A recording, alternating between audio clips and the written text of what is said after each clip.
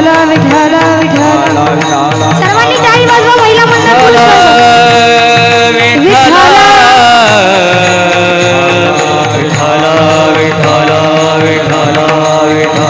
पुंडलिक वरदे हरी विठ्ठल श्री ज्ञानदेव तुकाराम पंढरीनाथ भगवान की माऊली ज्ञानेश्वर महाराज की जगद्गुरु तुकाराम महाराज छत्रपती शिवाजी महाराज धर्मवीर संभाजी महाराज दुर्गा माता की जय विठ्ठल विठ्ठल विठ्ठल विठ्ठल विठ्ठल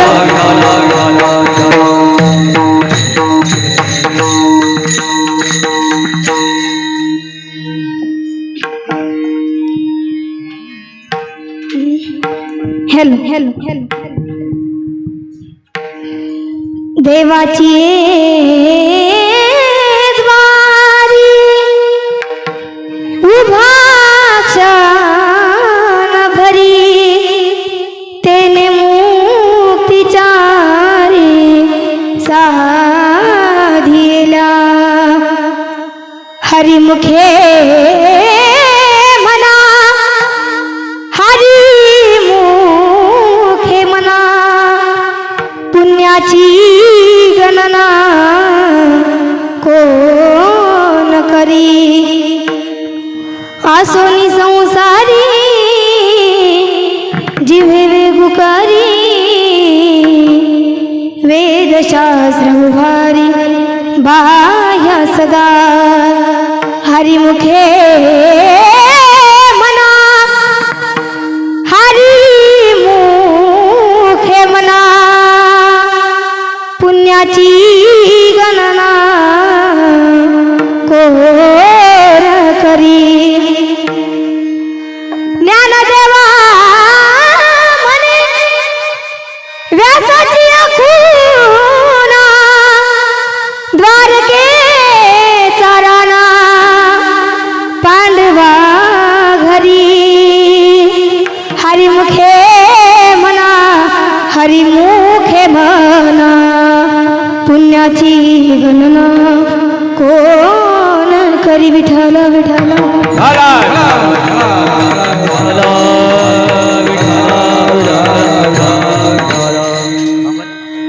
योऽन्त प्रविश्य वाचमिमां प्रसुप्तां संजीवयत किल शक्तिधर स्वधाम्ना अन्योश्च हस्ताचरणा श्रवणत्वगाधिं प्राणान्नमो भगवते पुरुषाय तुभ्यं जय जय श्री राधा रमण जय जय नवल किशोर जय गोपी चित्त चोर प्रभु जय जय माखन चोर रायगडी मंदिरी वसे माझा राया चरणी अर्पितो अजन्म ही काया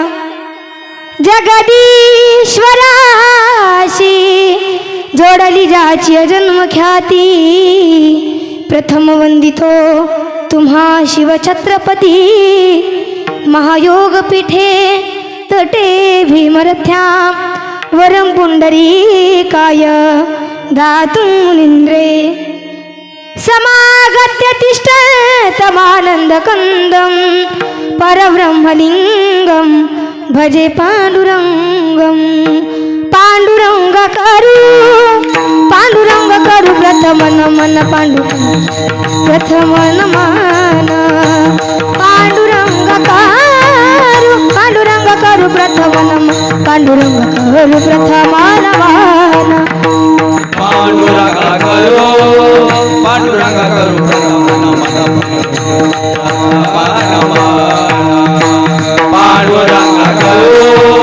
पांडुरंग करो प्रथम नमन प्रथम नमन दुसरे चरण सदाचिया दुसरे चरण सदाचिया त्यांच्या कृपादाने कथेचा विस्तार कथेचा विस्तार त्यांच्या कृपादाने कथेचा विस्तार त्यांच्या कृपादाने कथेचा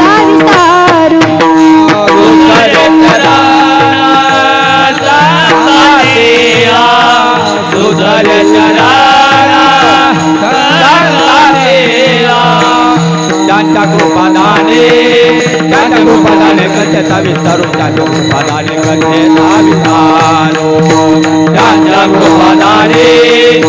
कृपादाने कथेचा विस्तारू त्यांच्या कृपादाने कथेचा विस्तारू पांडुरंगा करू प्रथम नमन दुसरे चरण संतांची या त्यांच्या कृपादाने कथेचा विस्तारू बाबाजी सद्गुरु दास तुका पांडुरंगा करो प्रथम दुसरे चरण संतांची या त्यांच्या कृपादाने कथेचा विस्तारू बाबाजी सद्गुरु दास तुका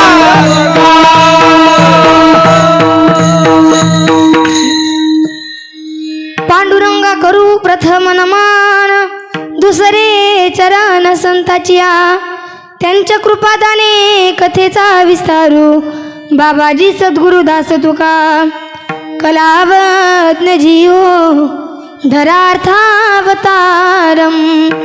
कलांकांक तेजो धिकामोदिवक्त्रम खलानीशवादा पनोदार दक्षं समाधिस्थमूर्तिं भजे ज्ञानदेवं ओम नमो ज्ञानेश्वरा करुणा करा दयाला तुमचा अनुग्रह लाधलो पावन झालो चराचरी मस्तक हे पायावरी या वारकरी संतांच्या सेवे लागी सेवक झालो तुमच्या लागलो निज चरणा सारे तीर्थ धाम आपके चरणों में सारे तीर्थ धाम आपके चरणों में हे गुरुदेव प्रणाम आपके चरणों में गुरु मेरी पूजा गुरु गोविंद गुरु मेरा पार ब्रह्म गुरु भगवंत गुरुर ब्रह्मा गुरुर विष्णू गुरुर्देव महेश्वरा गुरुर साक्षात परब्रह्म तस्मै श्री गुरवे नमः सच्चिदानंद रूपाय विश्वोत्पत्त्यादि हे तवे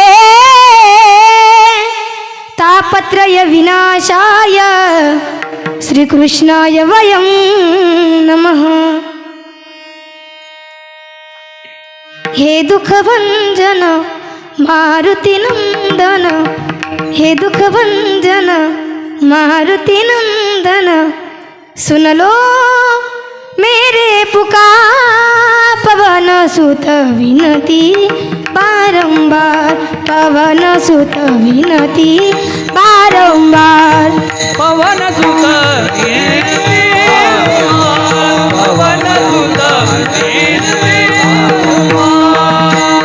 श्री राम जानकी बैठे मेरे सीने में श्री राम जानकी बैठे मेरे सीने में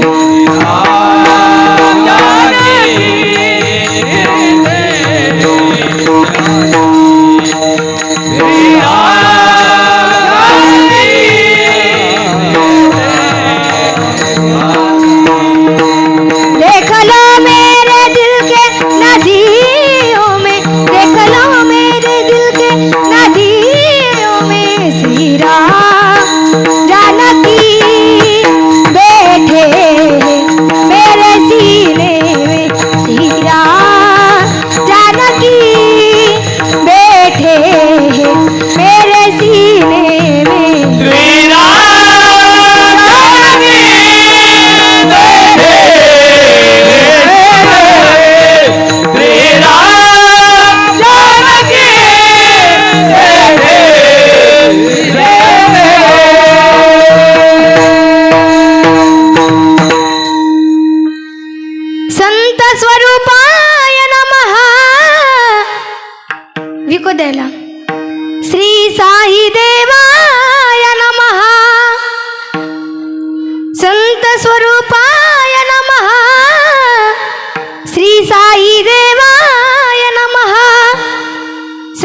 स्वरूपाय नमः श्री साई देवाय नमः ओम नमो सच्चिदानंद साई देवाय नमः ओम नमो सच्चिदानंद साई देवाय नमः ओम नमो जी आद्या वेद प्रतिपाद्या जय जय स्वसंवेद्या आत्मरूपा देवा तोची गणेशु सकलार्थमती प्रकाशु मने निवृत्तीदासु अवधारी दोजी देवाची द्वारी उभा क्षण भरी तेने मुक्तिचारी साधिला हरिमुखे म्हणा पुण्याची गणना कोण करी विठाला विठाला विठाला विठाला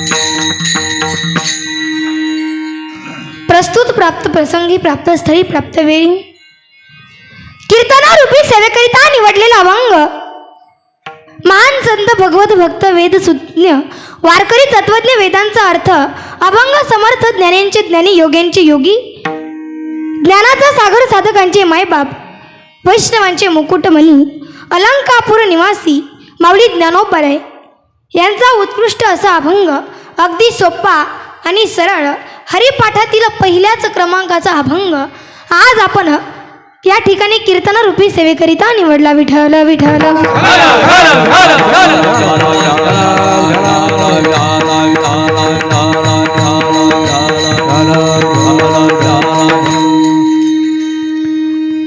कार्यक्रमाचं आयोजन काय, कार्यक्रमाचं नियोजन काय हे जरी सर्वांना ठाऊक असलं तरी वक्त्याचं आद्य कर्तव्य आहे की कीर्तनाला सुरुवात करणे अगोदर अल्पसा परिहार देणं.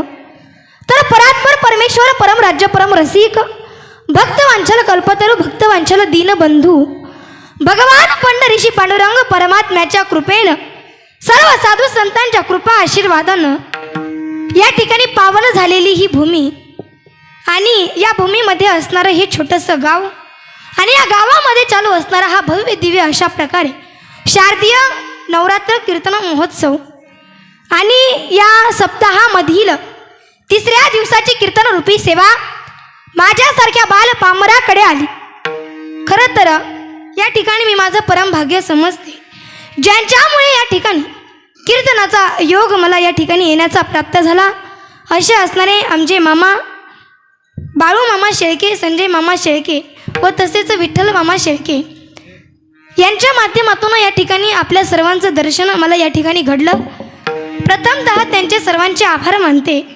खरं तर एवढं सुंदर नियोजन आयोजन या ठिकाणी केलेलं आहे. आपल्या समस्त गावकरी मंडळींनी खूप सुंदर असं आयोजन या ठिकाणी नियोजन केलेलं आहे. सुंदर अशी साऊंड सिस्टीम आहे, भव्य दिव्य अशा प्रकारे मंडप आहे, लाइटिंग आहे, सुंदर अशा प्रकारे आयोजन नियोजन या ठिकाणी केलेलं आहे. खरं तर आपण भाग्यवान म्हणावं का आपल्या काहीतरी पूर्वजन्मीचं पुण्य म्हणावं लागेल की हा सुवर्ण योग आपल्या तुमच्या आमच्या जीवनामध्ये घडत आहे. कारण की तुम्हाला एक सांगून जाईल, सपने तो हर कोई सजाते हैं, सपने तो हर कोई सजाते हैं, लेकिन हर किसी का सपना भगवान पूरा नहीं करते. उसी तरह से ये धर्म मंडप में सबको आना चाहता है, पर ये धर्म मंडप में वो आते हैं जिसे मेरे भगवान बुलाते हैं. विठाला विठाला.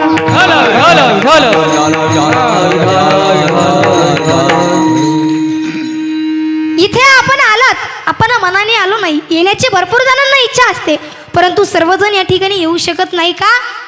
कारण ज्याला भगवंताने बोलावलंय तोच या धर्म मंडपामध्ये येत असतो.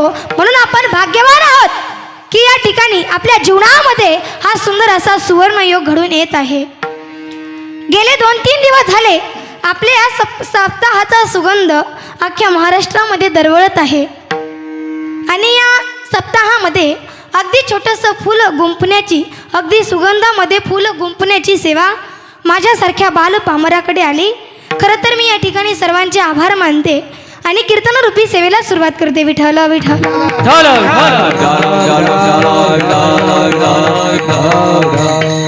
अभंग हा माऊली ज्ञानोबरायांचा आहे. या महाराष्ट्राच्या मातीमध्ये भरपूर साधू संत होऊन गेले. या अभंगामध्ये माऊली ज्ञानोबराय ज्ञानात नामाचे व भक्तीचे महत्त्व सांगतात. अभंग हा नामपर आहे, परंतु या ठिकाणी या अभंगामध्ये माऊली ज्ञानोबराय सांगतात, देवाची द्वारी उभा क्षण भारी तेने मुक्तीचारी साधिला.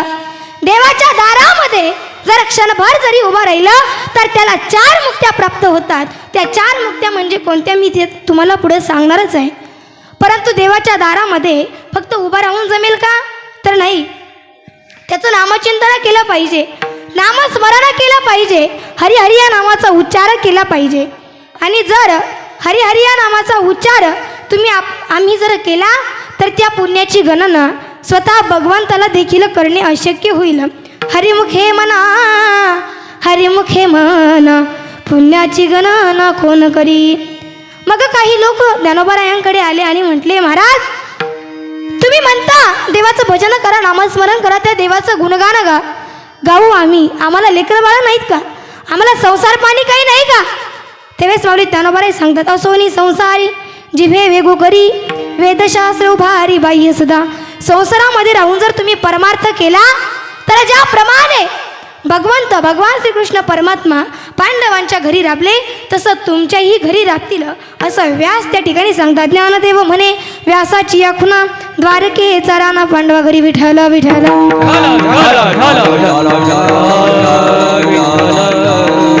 हा झाला आपल्या अभंगाचा सरळ सरळ भावार्थ. मग आता तुम्ही झोपले तरी काही हरकत नाही, जाताना उठून देईन मी तुम्हाला. महिला मंडळ झोपल्या का काय? जागे आहेत ना? विठ्ठल विठ्ठल.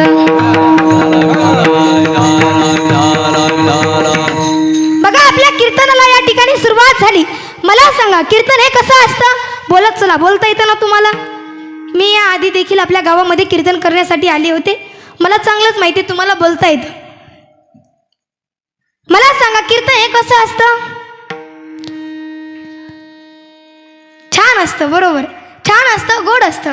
मग आता कीर्तनामध्ये बसलेली माणसं देखील कशी असायला पाहिजे? गोडच असायला पाहिजे. मग तुम्ही गोड आहेत हे मला वाटण्याकरता काही गोष्टी करणं गरजेचं आहे. सर्वांनी अगदी ताट बसायचं. कीर्तनामध्ये 3 नियम महत्त्वाचे आहेत. सर्वांनी अगदी ताट बसायचं. अजिबात वाकून बसायचं नाही, पाय पसरून बसायचं नाही, चप्पल दिसणं असं देखील बसायचं नाही. नाहीतर काही लोक कीर्तनामध्ये येतात महाराज, परंतु चप्पलही दिसली पाहिजे आणि कीर्तनकारही दिसला पाहिजे. आता ही कोणती बसण्याची पद्धत झाली? म्हणून सर्वांनी अगदी ताट बसायचं. कारण की एवढ्या पवित्र मातीमध्ये तुमचा आमचा जन्म झाला. या मातीचं वर्णन संत महात्म्यांनी देखील केलंय. पवित्र ते कुळ पावन तो देश जेथे हरीचे दास जन्म घेती. एवढ्या सुंदर मातीमध्ये तुमचा आमचा जन्म झाला. मग आपल्या पाठीचा कणा हा नेहमी कसा असायला पाहिजे? ताटच असायला पाहिजे. चेहरे सर्वांचे हसरे असायला पाहिजे. मला सांगा देणारा कोण आहे? तो देव आहे. घेणारा कोण आहे? तो देवच आहे. मग आपल्याला काही काळजी करण्याची चिंता, काही काळजी करण्याची गरज, चिंता करण्याची गरज, टेन्शन घ्यायची गरज. बोलत चला ना तुम्ही, बोलता येतं ना? टेन्शन घ्यायची गरज, मी जे सांगते ते ऐकण्याची गरज. वा वा, हुशार आहेत बरं का. विठाला विठाला. तुम्ही सर्वजण कीर्तनामध्ये बसले. ज्यावेळेस मी विठ्ठल विठ्ठल भजन गेलं त्यावेळेस सर्वांनी तोंडाने टाळी वाजवायची आणि हाताने भजन करायचं, बरोबर ना? हो. ज्यावेळेस मी कीर्तनामध्ये विठ्ठल विठ्ठल भजन घेईल त्यावेळेस सर्वांनी हाताने टाळी वाजवायची आणि मुखाने भजन करायचं. करताल ना? विठ्ठल विठ्ठल विठ्ठल. वाजवल्या का नाही टाळ्या? वाजवल्या बरं, परंतु उगाच वाजवायचे म्हणून वाजवायचे नाही बरं. काही ठिकाणी असतो महाराज, टाळ्या वाजवा म्हटलं तरी कळत नाही, बोला म्हटलं तरी कळत नाही, परंतु तुमचा रिस्पॉन्स आहे. पहिल्यांदा तरी आल्यावरती कळाला. उगाच वाजवायच्या म्हणून टाळ्या वाजवतात, उगाच भजन करायचं म्हणून करतात. परंतु महिला मंडळ मला सांगा, उगाच त्या देवावरती प्रेम करण्यात काही अर्थ आहे का? प्रेम करायचं तर मनापासून करायचं, अंतःकरणापासून करायचं. मला सांगा महिला मंडळ, तुम्ही सणाला पुरणपोळी करता ना? कोणत्या कोणत्या सणाला पुरणपोळी करता? भरपूर सणाला तुम्ही पुरणपोळी करता, परंतु तुम्हाला जी पुरणाची पोळी तुम्ही करता ती केवढी असते? ताट भरून असते. आणि देवाला करतात ती केवढी असते? एवढी एवढी असते. परंतु तुम्ही विचार कधी केलाय का, आपण एवढी एवढी पोळी देवाला करतो, परंतु तो देव केवढा मोठा आहे? तो देव केवढा आहे? आपण देवाऱ्यामध्ये पुजतो तेवढा देव आहे का? किंवा आपण मंदिरामध्ये बघतो तेवढा आहे का देव? तर नाही, तो देव एवढा मोठा आहे, सर्वत्र तो देव आहे, अगदी विशाल आहे, एवढा मोठा देव आहे. एक वेळचा प्रसंग आहे, सांगून जाईल. भगवान विष्णूच्या मुलीचं लग्न ठरलं. भगवान विष्णूच्या मुलीचं लग्न ठरलं आणि पत्रिका वाटण्याचं काम हे गरुडाकडे दिलं. कारण की ज्या ज्या ठिकाणी भगवान विष्णू गेले होते त्या त्या ठिकाणी गरुड भगवंत गेले असल्यामुळे त्यांच्याकडे पत्रिका वाटण्याचं काम दिलं. आता तुमच्या इकडे ही लग्न होतात की नाही? म्हणजे मी पण इकडचीच आहे. लग्न होतात की नाही? होतात. मग ज्यावेळेस एखाद्या मुलीचं किंवा मुलाचं लग्न आहे, पत्रिका वाटण्याचं काम हे कोण करत असतं? नवरदेव नवरी करतात का? नाही करत, नातेवाईक करतात, भावकीतले लोक करतात. मग तसं भगवान विष्णूच्या मुलीचं लग्न ठरलं आणि पत्रिका वाटण्याचं काम हे गरुडाकडे दिलं. आता गरुड हा एवढा वेगानं धावणारा गरुड, वाऱ्यापेक्षा जास्त वेगानं धावणारा गरुड, अगदी मनाच्या वेगानं धावणारा तो गरुड 2 दिवसामध्ये संपूर्ण विश्वामध्ये पत्रिका वाटून झाल्या. भगवंताच्या चरणावरती नतमस्तक झाले आणि सांगितलं, भगवंता तुम्ही सांगितल्याप्रमाणे सर्व विश्वामध्ये पत्रिका वाटून झाल्या. भगवान विष्णू त्या ठिकाणी गरुडाला म्हणतात, गरुडा, पत्रिका तुम्ही सर्व विश्वामध्ये सगळ्यांना पत्रिका दिल्या हो, परंतु माझा एक सासरा का सोडला? आता गरुड त्या ठिकाणी विचारात पडले. गरुडाने विचार केला की बाबा, भगवान श्रीकृष्णाला कृष्ण अवतारामध्ये किती पत्न्या होत्या? 16,108 पत्न्या होत्या. त्या 16,108 पत्न्यांपैकी 16,108 त्यांच्या सासऱ्यांना, त्यांच्या वडिलांना पत्रिका मी दिली. मग भगवंत तुमचा सासरा नेमकं राहिला कोणता? त्यावेळेस भगवंत त्या ठिकाणी सांगतात, अरे गरुडा, हे बघ, ज्यावेळेस समुद्र मंथन झालं त्यावेळेस त्यामधून 14 रत्न बाहेर आली. त्यामध्ये लक्ष्मी एक रत्न आहे, ती माझी पत्नी आहे, समुद्रातून बाहेर आली. तिचे समुद्र कोण झाले? वडील झाले. तिचे वडील झाले, मग माझे कोण झाले? सासरे झाले. सांग, तू त्यांना पत्रिका दिली का? गरुड म्हटले, नाही देवा, मी पत्रिका दिली नाही, परंतु पत्रिका द्यायला मी देईल भगवंता.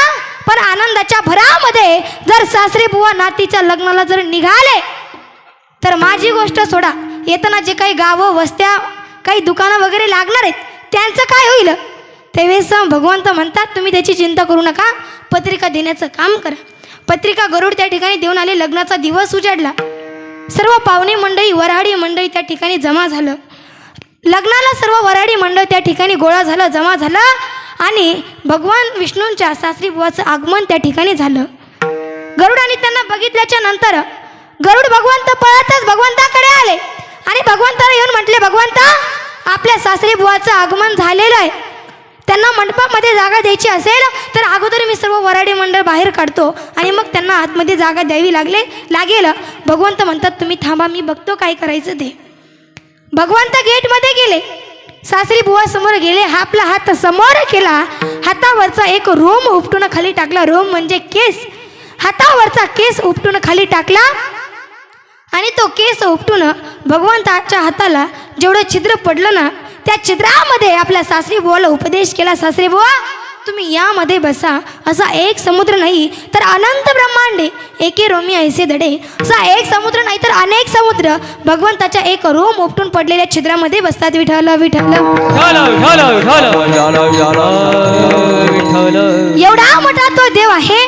मग मला सांगा, तरी देखील मला सांगा, एवढा मोठा तो देव आहे, मग तुमची एवढी पोळी कुणाच्या नाकात घालायची? एवढा तो देव आहे तरी देखील आपल्याला त्याचं नाव घ्यायला जीवावर येतं, परंतु नाव आपण या ठिकाणी घेतलं पाहिजे महाराज. कारण की घेतलं पाहिजे नाव भगवंताचं, कारण की आज आपला अखंड हरिनाम सप्ताह चालू आहे. अखंड हरिनाम सप्ताह चालू आहे. अखंड हरिनाम, अखंड म्हणजे खंड न पडता भगवंताचं नामस्मरण करणे, नामचिंतना करणे. मग कशानिमित्त सप्ताह चालू आहे? नवरात्रानिमित्त सप्ताह या ठिकाणी चालू आहे. मग मला सांगा, नवरात्रामध्ये काय काम असतं हो? नवरात्र म्हणजे काय?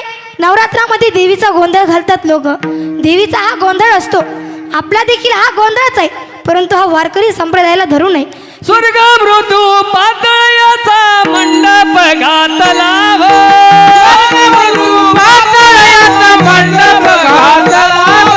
स्वर्ग मृत्यू पातळयाचा मंडप घातला हो. स्वर्ग मृत्यू पातळयाचा मंडप घातला हो. चारी वेदाचा फुलवर बांधला हो. चारी वेदाचा फुलवर बांधला हो. चारी वेदाचा फुलवर बांधला हो. चारी वेदाचा फुलवर बांधला हो. 18 पुराण अन्वदती गोंधळाला येती हो. 18 पुराण अन्वदती गोंधळाला येती. 18 पुराण अन्वदती गोंधळाला येती हो. 18 पुराण अन्वदती गोंधळाला येती. उदो बोला, उदो बोला, उदो बोला, बोला, उदो बोला, उदो बोला कृष्ण माई माऊलीचा हो. उदो बोला, उदो बोला, उदो बोला कृष्ण माई माऊलीचा हो. उदो बोला, उदो बोला, उदो बोला कृष्ण माई माऊलीचा हो. उदो बोला, उदो बोला, उदो बोला कृष्ण माई माऊलीचा हो.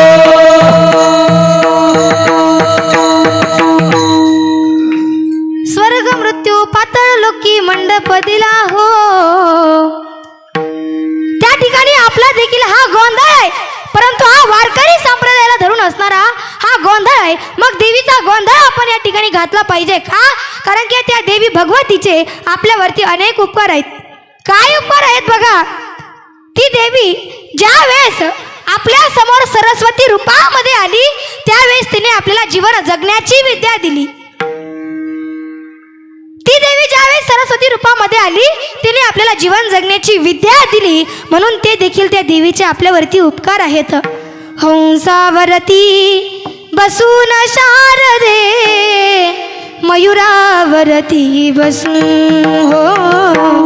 हंसावरती बसून शारदे, मयुरावरती बसून. हंसावरती बसून शारदे, मयुरावरती बसून. हंसावरती बसून शारदे, मयुरावरती बसून. नेसोनी शुभ्र पातळ, नेसोनी शुभ्र पातळ, गळा शोभे मुक्ता फळ. गळा शोभे मुक्ता फळ. नेसोनी शुभ्र पातळ, गळा शोभे मुक्ता फळ. कमरी कमर पट्टा खतून शारदे, मयुरावरती बसून हो. हंसावरती बसून शारदे, मयुरावरती हंसावरती बसून शारदे, मयुरावरती बसून. हंसावरती बसून शारदे, मयुरावरती बसून. त्या देवीचे आपल्यावरती अनेक उपकार आहेत. आवाज दे. अनेक उपकार त्या देवीचे आपल्यावरती आहेत. ती देवी ज्या वेळेस सरस्वती रूपामध्ये आपल्या समोर आली, त्यावेळेस तिने आपल्याला जीवन जगण्याची विद्या दिली. ते तिचे आपल्यावरती उपकार आहेत. ती देवी ज्या वेळेस लक्ष्मी रूपामध्ये आपल्या समोर आली, त्यावेळेस तिने आपल्याला धनदान दिलं का नाही? आपल्या अंगातील महागडे कपडे, पायातील चपला, बोटातील अंगठ्या, डोक्यातील टोपी बिना धनाचं मिळतं का महाराज? नाही. मग दिलं का नाही त्या देवीने आपल्याला धन? ती म्हणून त्या लक्ष्मीचे देखील आपल्यावरती उपकार आहेत की ती लक्ष्मी रूपात आपल्या समोर आली आणि तिने आपल्याला धनदान केलं. हे त्या लक्ष्मीचे उपकार आहेत. ती देवी ज्या वेळेस आपल्या समोर अन्नपूर्णा माता म्हणून आली त्यावेळेस तिने आपल्या पोटाची आग शांत केली आणि आपल्या पोटाला अन्न दिलं. हे त्या जगदंबेचे उपकार आहेत. ती देवी ज्या वेळेस आपल्या समोर रेणुका मातेच्या रूपामध्ये आली त्यावेळेस तिने आपली रोगराई घालवली. हे रेणुकेचे उपकार आहेत. म्हणून या ठिकाणी त्या देवीचा जागर आपण घातला पाहिजे, गोंधळ केला पाहिजे. अनेक संत महात्म्यांनी देखील देवीचा गोंधळ केला. नाथाईने देखील सुंदर गोंधळ केला. स्वर्ग मृत्यू पातळ लोकी मंडप दिला हो. नाथ बाबांनी देखील सुंदर असा गोंधळ घातला. तसेच भरपूर संत महात्म्यांनी गोंधळ घातला. जगद्गुरु तुकोबारायांनी देखील गोंधळ घातला. आम्ही गोंधळी गोंधळी आम्ही आंब्याचे गोंधळी गोंधळी गोंधळी आम्ही आंब्याचे गोंधळी गोंधळी गोंधळी आम्ही आंब्याचे गोंधळी गोंधळी गोंधळी आम्ही आंब्याचे गोंधळी घालावा गोंधळ घालावा गोंधळ हरिनाम संभळ हरिनाम संभळ गोंधळी गोंधळी आम्ही आंब्याचे गोंधळी गोंधळी गोंधळी आम्ही आंब्याचे गोंधळी गोंधळी गोंधळी आम्ही आंब्याचे गोंधळी गोंधळी गोंधळी आम्ही आंब्याचे गोंधळी जगद्गुरु तुकोबारायांनी देखील गोंधळ घातला. जगद्गुरु तुकोबाराय म्हणतात आम्ही गोंधळी गोंधळी आम्ही गोंधळी आहोत परंतु आम्ही गोंधळी असून देखील त्या देवीचा आम्ही गोंधळ घातला. मग मला सांगा ह्या नवरात्र उत्सव जो आहे हा संपूर्ण महाराष्ट्रामध्ये अगदी धूमधडाक्यामध्ये साजरा होतो. प्रत्येक तालुक्यामध्ये आपण भाग्यवान आहोत की आपल्या तालुक्यामध्ये जवळच आपल्याला मोठा देवी आहे. जवळ धामणगावची देवी आहे. खरंच आपण भाग्यवान आहोत की एवढ्या मोठ्या देवीचं वास्तव्य आपल्या तालुक्यामध्ये आहे. या देवीसाठी महाराज लोक किती लांबून लांबून येतात. आपण जवळ आहे म्हणून आपल्याला काही वाटत नाही परंतु अगदी मुंबईपासून लोक या ठिकाणी ह्या देवीला चालत येतात. मोठ्या देवीला एवढी लोकांची त्या देवीवरती श्रद्धा आहे. म्हणून प्रत्येक तालुक्यामध्ये प्रत्येक जिल्ह्यामध्ये प्रत्येक गावामध्ये प्रत्येक गल्लीमध्ये प्रत्येक घरामध्ये घटाच्या रूपामध्ये जगदंबेचं वास्तव्य असतं. मला सांगा आजोबा आपण किती गोंधळ बघितले. आपले आजोबा गोंधळ घालायचे तुमचे बरोबर ना. त्यांची उपासना आपण बघितली, आराधना आपण बघितली. त्यानंतर आपल्या वडिलांनी देखील गोंधळ घातला की नाही. तीच परंपरा आपणही जपत आलो. आता आपले मुलं देखील त्या ठिकाणी गोंधळ घालतात. मग 4 पिढ्या आपण यामध्ये बघितल्या. परंतु माझा प्रश्न तुम्हाला हे मला सांगा, याचं उत्तर कोणाला माहीत असेल कोणाला माहीत नसेल. ज्याला माहीत आहे मला सांगा, या महाराष्ट्रामध्ये गोंधळ आपण घालतो परंतु हा जगामध्ये या ठिकाणी पहिला गोंधळ हा कुणी घातला माहिती आहे कुणाला. हा माझा प्रश्न तुम्हाला आहे. माहिती आहे कुणाला. कुणाला माहीत असेल कोणाला माहीत नसेल परंतु ज्यांना माहीत आहे त्यांच्याबद्दल मला आदर आहे. परंतु ज्यांना माहीत नाही त्यांच्याबद्दल डबल आदर आहे. तुम्ही आता ऐकणार आहात. म्हणजे बघा कोणी घातला असेल. कोणी घातला बरं पहिला गोंधळ.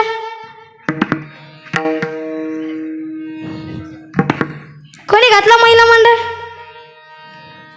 आता महिला मंडळांमध्ये कुजबज चालू झाला असेल. कोणी घातला असेल आसरा अक्का. कोणी घातला असेल बरं राधा अक्का. काही लोक असंही म्हणतील मग आम्हाला जर माहीत असतं तर तुम्हाला कशाला इथं आणलं असतं. मी सांगते तुम्हाला पहिला गोंधळ कोणी घातला तर ऐका. ज्यावेळेस ब्रह्मदेवाचा पुत्र नारद महर्षी आणि त्यानंतर दक्ष प्रजापती त्या ठिकाणी दक्ष प्रजापतीला त्यावेळेस प्रजापती पद हे प्राप्त नव्हतं. त्यावेळेस ब्रह्मदेवाने दक्ष महाराजांना आवाज दिला आणि सांगितलं दक्षा अरे ऐक माझं प्रजापती पद हे मी तुला देतो परंतु मला माझ्या सृष्टी विस्ताराच्या कामामध्ये मदत कर. त्यावेळेस दक्ष महाराज म्हटले हो चालतंय बाबा मी तुम्हाला तुमच्या कामामध्ये मदत करील. महिला मंडळ लक्ष इकडे द्या. तुमच्या कामामध्ये मी तुम्हाला मदत करील. आता असं म्हटल्याच्या नंतर दक्ष प्रजापतींनी त्या ठिकाणी 10,000 पुत्र निर्माण केले. किती 10,000 पुत्र निर्माण केले. त्यांना सांगितलं बाळांनो जा हिमालयाच्या पहाडामध्ये जा घोर तपश्चर्या करा. तुमच्या चेहऱ्यावरती तपश्चर्याचं तेज दिसेल. मग घरी या तुमचं लग्न लावून देईल. तुमचं लग्न झाल्याच्या नंतर मला सृष्टी विस्ताराच्या कामामध्ये तुम्ही मदत कराल. आता असं म्हटल्याच्या नंतर त्या ठिकाणी 10,000 पुत्र जे होते ते त्या ठिकाणी गेले, तपश्चर्या केली, एवढी कठोर तपश्चर्या केली. आणि तपश्चर्या करून झाल्याच्या नंतर तपश्चर्याचं तेज त्यांच्या चेहऱ्यावरती दिसू लागलं. मग ते आपल्या घराकडे येऊ लागले. घराकडे येत असताना त्यांना भेटले नारद महर्षी. माहिती आहेत ना, बिन टॉवरचा मोबाईल, ज्याला नेटवर्कची सुद्धा गरज नाही. नारद महर्षी त्या ठिकाणी भेटले आणि नारद महर्षी म्हटले, रुक जाओ बच्चो, कहाँ जा रही हो? त्यावेळेस त्या ठिकाणी ते मुलं म्हणतात, हम हमारे कणखल भवन में जा रहे हो. तिथं तुम्ही कुणाचे मुलं आहात? दक्ष प्रजापतीचे आम्ही लेकरं आहोत. मग इकडे कुठे निघाले? आम्ही आमच्या घरी चाललो. ते म्हटले, आता काय करणार घरी जाऊन? ते म्हटले, आम्ही तपश्चर्या करायला गेलो होतो, तपश्चर्या केली, आता आम्ही घरी चाललो. घरी गेल्याच्या नंतर आमचे वडील आमचं लग्न लावून देणार. लग्न झाल्याच्या नंतर आम्ही आमच्या वडिलांना सृष्टी विस्ताराच्या कामामध्ये मदत करणार. आता लग्न करायचं म्हटल्याच्या नंतर नारद महर्षींच्या कपाळावरती आठ्या निर्माण झाल्या. नारद महर्षी म्हटले, लग्न करणार? करू नका, वाईट होईल, लग्न करू नका. लग्न करून कुणाचं भलं झालंय का? मुलं म्हटले, भलं नाही झालं आतापर्यंत कुणाचं, परंतु हे सांगणारे तुम्ही कोण? त्यावेळेस त्यांनी सांगितलं, बाळांनो, मी तुमचा अंकल, म्हणजे मी तुमचा काका आहे, तुमच्या वडिलांचा मी भाऊ.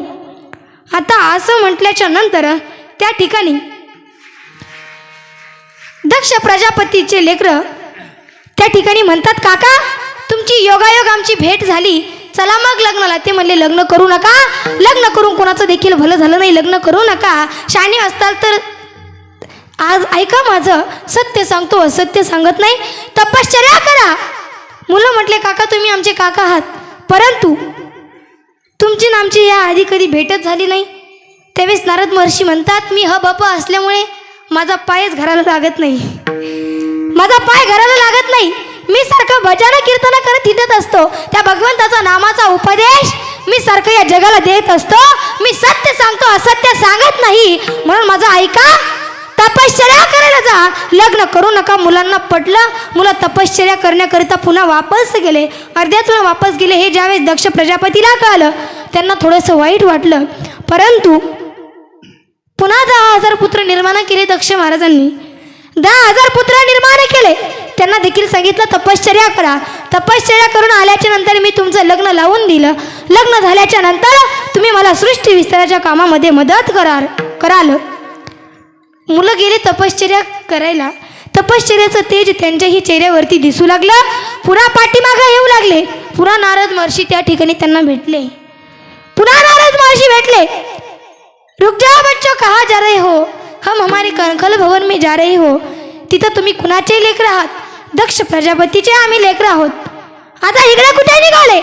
आम्ही आमच्या घरी चाललो. मग घरी जाऊन काय करणार? आम्ही तपश्चर्या करायला गेलो होतो. आता घरी गेलो की आमचे वडील आमचं लग्न लावून देणार.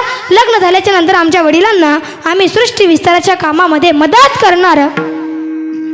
ते म्हटले, लग्न करू नका, लग्न करून कुणाचं देखील चांगलं झालं नाही. शहाणे असाल तर इथूनच मागे जा, तपश्चर्या करत त्यांनाही विरक्तीचा उपदेश केला. हे आणि मुलं देखील अर्ध्यातून पुन्हा वापस गेले तपश्चर्या करण्याकरिता. परंतु हे ज्या वेळेस त्या ठिकाणी दक्ष प्रजापतीला कळलं, दक्ष महाराज रागाने आले. त्या ठिकाणी आले आणि नारद महर्षींना त्या ठिकाणी शाप दिला. मी तुम्हाला शाप देतो की तुम्ही एका जागेवरती उभा राहून कधी कुणाला उपदेश करणार नाही. म्हणून नारद महर्षी कधी एका जागेवर उभा राहून कधीच कुणाला उपदेश करतात का? नाही करत. कारण की शापच कुणाचा आहे? दक्ष प्रजापतीचा. परंतु ज्यावेळेस शाप दिला त्यावेळेस लगेच ब्रह्मदेव त्या ठिकाणी प्रगट झाले आणि ब्रह्मदेव त्या ठिकाणी दक्ष महाराजांना म्हटले, अरे दक्षा, काय केलंस तू? हे एका साधू महात्म्याला शाप देऊन चुकी केलीस तू. नाही बाबा, मी जे केलंय ते बरोबर केलंय. अरे दक्षा, चुकलास तू बाळा. बाबा, काही चुकलं माझं? माझ्या कामामध्ये विघ्न आणणाऱ्याला मी दंडच देणार. अरे बाळा, चुकलं तुझं. काय चुकलं बाबा? सांगतो म्हणे. अरे दक्षा, तू 20,000 पुत्र निर्माण केले होते सृष्टी विस्ताराच्या कामासाठी, परंतु ते धड स्त्री ना धड पुरुष किन्नर जात होती. आणि जर त्यांचा विवाह तू केला असता तर तुझ्या मस्तकावरती त्यांचं पाप बसलं असतं. उलट तुला या साधू महात्म्यांनी वाचवलंय. ज्यावेळी दक्ष महाराजांना त्यांची चूक कळाली आणि दक्ष प्रजापती त्या ठिकाणी लाजिरवाणे झाले आणि म्हटले, बाबा चुकलं माझं, मी एका साधू महात्म्याला शाप देऊन माझी वाणी अपवित्र केली, मला याचा दोष लागला, परंतु या दोषातून निवृत्त होण्यासाठी मला काय करावं लागेल. त्यावेळेस ब्रह्मदेवानी दक्ष महाराजांना सांगितलं, जा तुझ्या कणकल भुवनामध्ये जा आणि त्या ठिकाणी अष्टभुजाधारी चित्र काढ. त्या देवी समोर रात्रंदिवस त्या देवीची त्या ठिकाणी ज्योत जाळ, दिवा जाळ, आराधना कर, उपासना कर.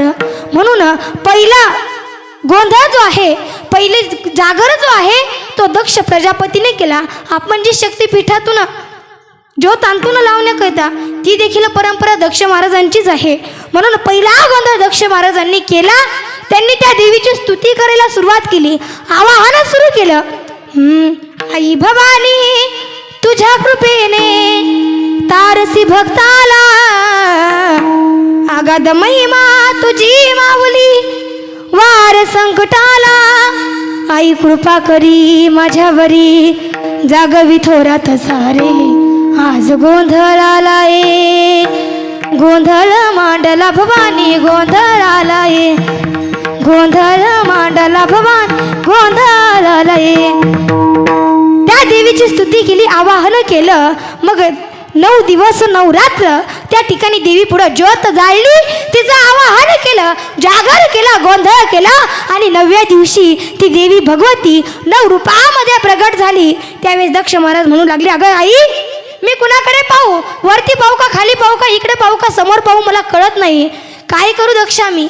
आई एका रूपामध्ये ते ज्यावेळेस 9 रूपातली आई एका जागी आली, त्यावेळेस बोल दक्षा, काय काम आहे तुझं. दक्ष महाराजांनी सांगायला सुरुवात केली, अगं आई, माझ्याकडून एक पाप घडलं, मी एका साधू महात्म्यांना शाप देऊन माझी वाणी अपवित्र केली, तो दोष मला लागला. या दोषातून निवृत्त होण्याकरता तू माझ्या पोटी जन्माला ये, त्यावेळेस तो माझा दोष नाहीसा होईल. त्यावेळेस ती देवी भगवती दक्ष महाराजांना सांगू लागली, अरे दक्षा, मला सांभाळणं एवढं सोपं नाही बरं, कारण की स्त्री ही अग्नी आहे, मला सांभाळणं एवढं सोपं नाही. मला जर सांभाळ चांगला केला तर मी तुझं जीवन अगदी त्या ज्योतीप्रमाणे प्रकाशित करील, परंतु तो जर माझा सांभाळ चांगला केला नाही तर त्याच दिवशी तुझा आणि तुझ्या राज्याचा नाश करून त्या ठिकाणी निघून जाईल. दक्ष महाराज म्हटले, आई तुझ्या काय अटी असतील ते मला सांग. त्यावेळेस भगवती आईने सांगायला सुरुवात केली. भगवती आईने सांगितलं, माझी पहिली अट असेल, मी ज्यावेळेस विवाहित होईल त्यावेळेस माझा विवाह भगवान शंकराशी लावून द्यायचा. आणि दुसरी अट म्हणजे भगवान शंकराचा जर तू अपमान केला तर त्याच दिवशी तुझ्या राज्याचा आणि तुझा नाश करून निघून जाईल. त्यावेळेस प्रसूत झाली आणि जगदंबा त्या ठिकाणी अवतरली. सती रूपामध्ये जगदंबा त्या ठिकाणी अवतरली. दक्ष प्रजापतीच्या पोटी तिने जन्म घेतला. परंतु पहिली अट दक्ष महाराजांनी त्यांनी जपली. विवाह त्यांचा भगवान शंकराशी लावून दिला. परंतु दुसरी अट त्यांना सांभाळता आली नाही. ज्यावेळेस यज्ञ चालू होता त्यावेळेस दक्ष प्रजापतीने भगवान शंकराचा अपमान केला. त्याच दिवशी त्या यज्ञाचा, राज्याचा आणि दक्षाचा नाश करून ती भगवती निघून गेली. म्हणजे मला सांगायचं कुठपर्यंत, एवढंच सांगायचं की पहिला जागर देवीचा गोंधळ हा कुणी केला? दक्ष प्रजापतीने केला. म्हणून कुणी जरी विचारलं पहिला गोंधळ कोणी केला तर दक्ष प्रजापती हे नाव बिनधास्त सांगून टाका. विठाला विठाला.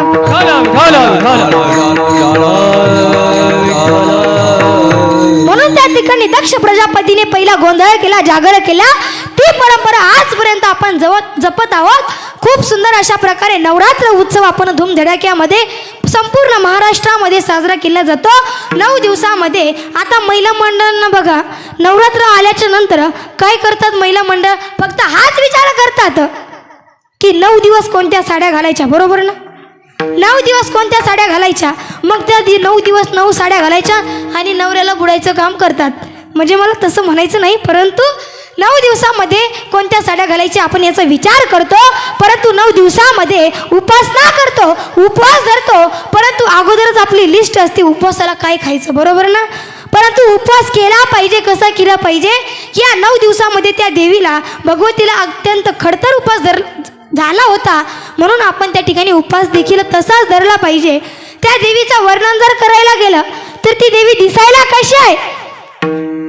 गळ्यामध्ये माळा आहेत, हातामध्ये बांगड्या आहेत, डोळे लिंबासारखे आहेत. एका गीतामध्ये सुंदर वर्णन आलेलं आहे. बांगड्याची माळा, लिंबावानी डोळा, उभी आहे नदीच्या काठाला, लखाबाई पोथराज आलाय भेटीला, लखाबाई पोथराज आलाय भेटीला.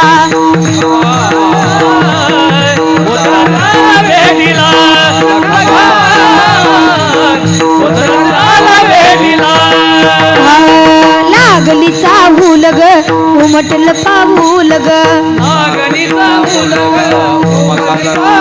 आई तू ये न खेल ग, अंबाबाई आई तू ये न खेल ग, तुझ्या येण्यानं जीवनाचं सोनं झालं ग, तुझ्या येण्यानं जीवनाचं सोनं झालं ग.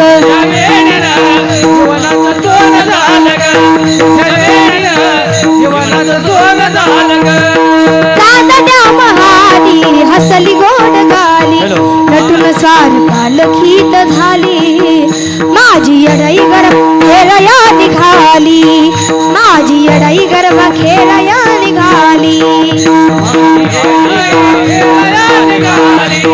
माझी येडाई गरबा निघाली. त्या देवीचं वर्णन असं गळ्यामध्ये माळा आहेत, हातामध्ये बांगड्या आहेत म्हणून. आणि याच देवीच्या निमित्ताने आपला अखंड हरिनाम सप्ताह आहे. अखंड हरिनाम सप्ताह आहे म्हणजे खंड न पडता भगवंताचं नामस्मरण करणं. एवढा मोठा तो देव आहे म्हणून त्याचं नामचिंतन नामस्मरण आपण या ठिकाणी केलं पाहिजे. बघा त्या ठिकाणी जगद्गुरु तुकोबराय एक दिवस भंडार डोंगरावरती जात असताना एक व्यक्ती त्यांच्याकडे आला आणि त्यांना म्हटला, महाराज काहीही करा परंतु तो देव मला भेटला पाहिजे.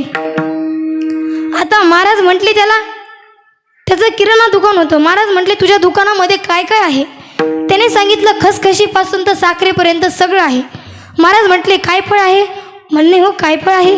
जायफळ आहे, जायफळ पण आहे, मायफळ आहे, मायफळही आहे, मिरे आहेत, मिरे आहेत, हिंग आहे, हिंग पण आहे, जिरे आहेत, जिरे पण आहेत. मग तिथंच तर देव आहे.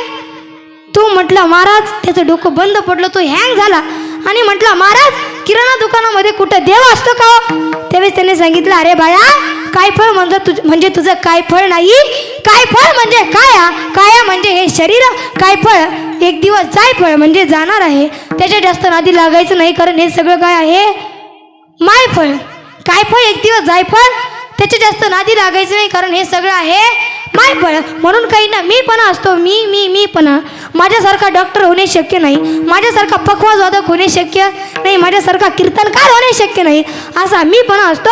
परंतु ज्या दिवशी मीपणा जिरेल, ज्या दिवशी मीपणा जिरेल त्या दिवशी माणूस हिंग झाल्याशिवाय राहणार नाही. हिंग म्हणजे देव, देव झाल्याशिवाय राहणार नाही. म्हणून अहंकार गेला, तू का म्हणे देव झाला. एकदा का माणसाचा अहंकार गेला माणूस त्या ठिकाणी देव झाल्याशिवाय राहत नाही. म्हणून त्या ठिकाणी या सगळ्या गोष्टीतून मला एकच सांगायचं की त्या भगवंताचं नामस्मरण करा. देवाचं नाव घेतल्याशिवाय या देहाचा उद्धार होत नाही. जैसे शरीर के लिए भोजन की आवश्यकता है, जैसे शरीर के लिए भोजन की आवश्यकता है वैसे आत्मा के लिए भजन की आवश्यकता है. जसं शरीराकरता जेवण महत्त्वाचं आहे तसंच आत्म्याकरता भजन देखील तितकं महत्त्वाचं आहे.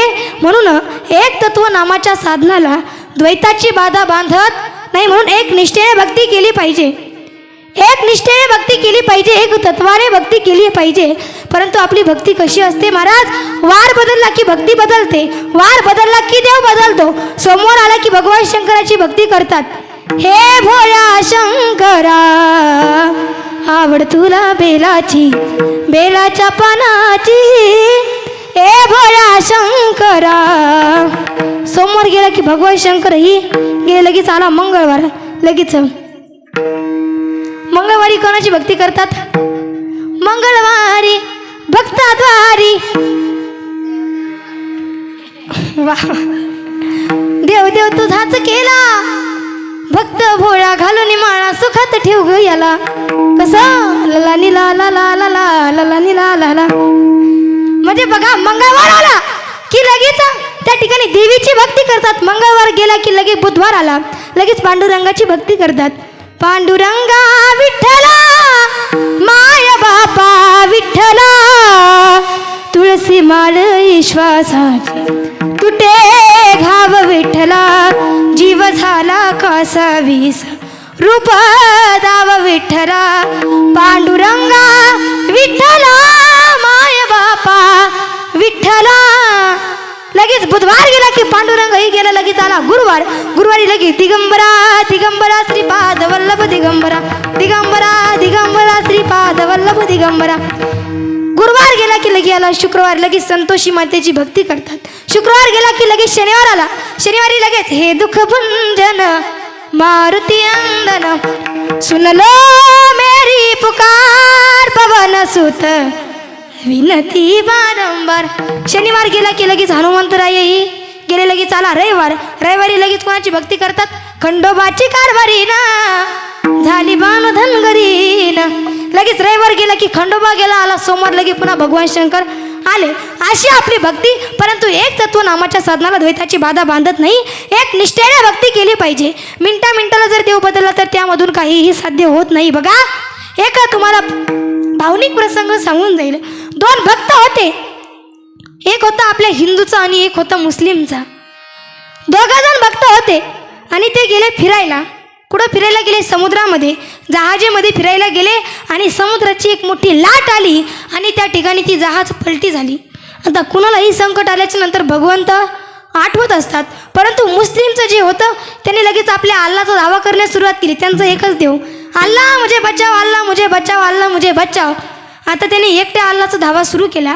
परंतु आपलं हिंदूचं जे होतं त्याने एवढ्या गडबडीत विचार केला की बाबा आपले किती देव आहेत 33 कोटी देव आहेत आणि या 33 कोटी देवांपैकी त्यांनी कुणाचा धावा सुरू केला गणपती बाप्पाचा.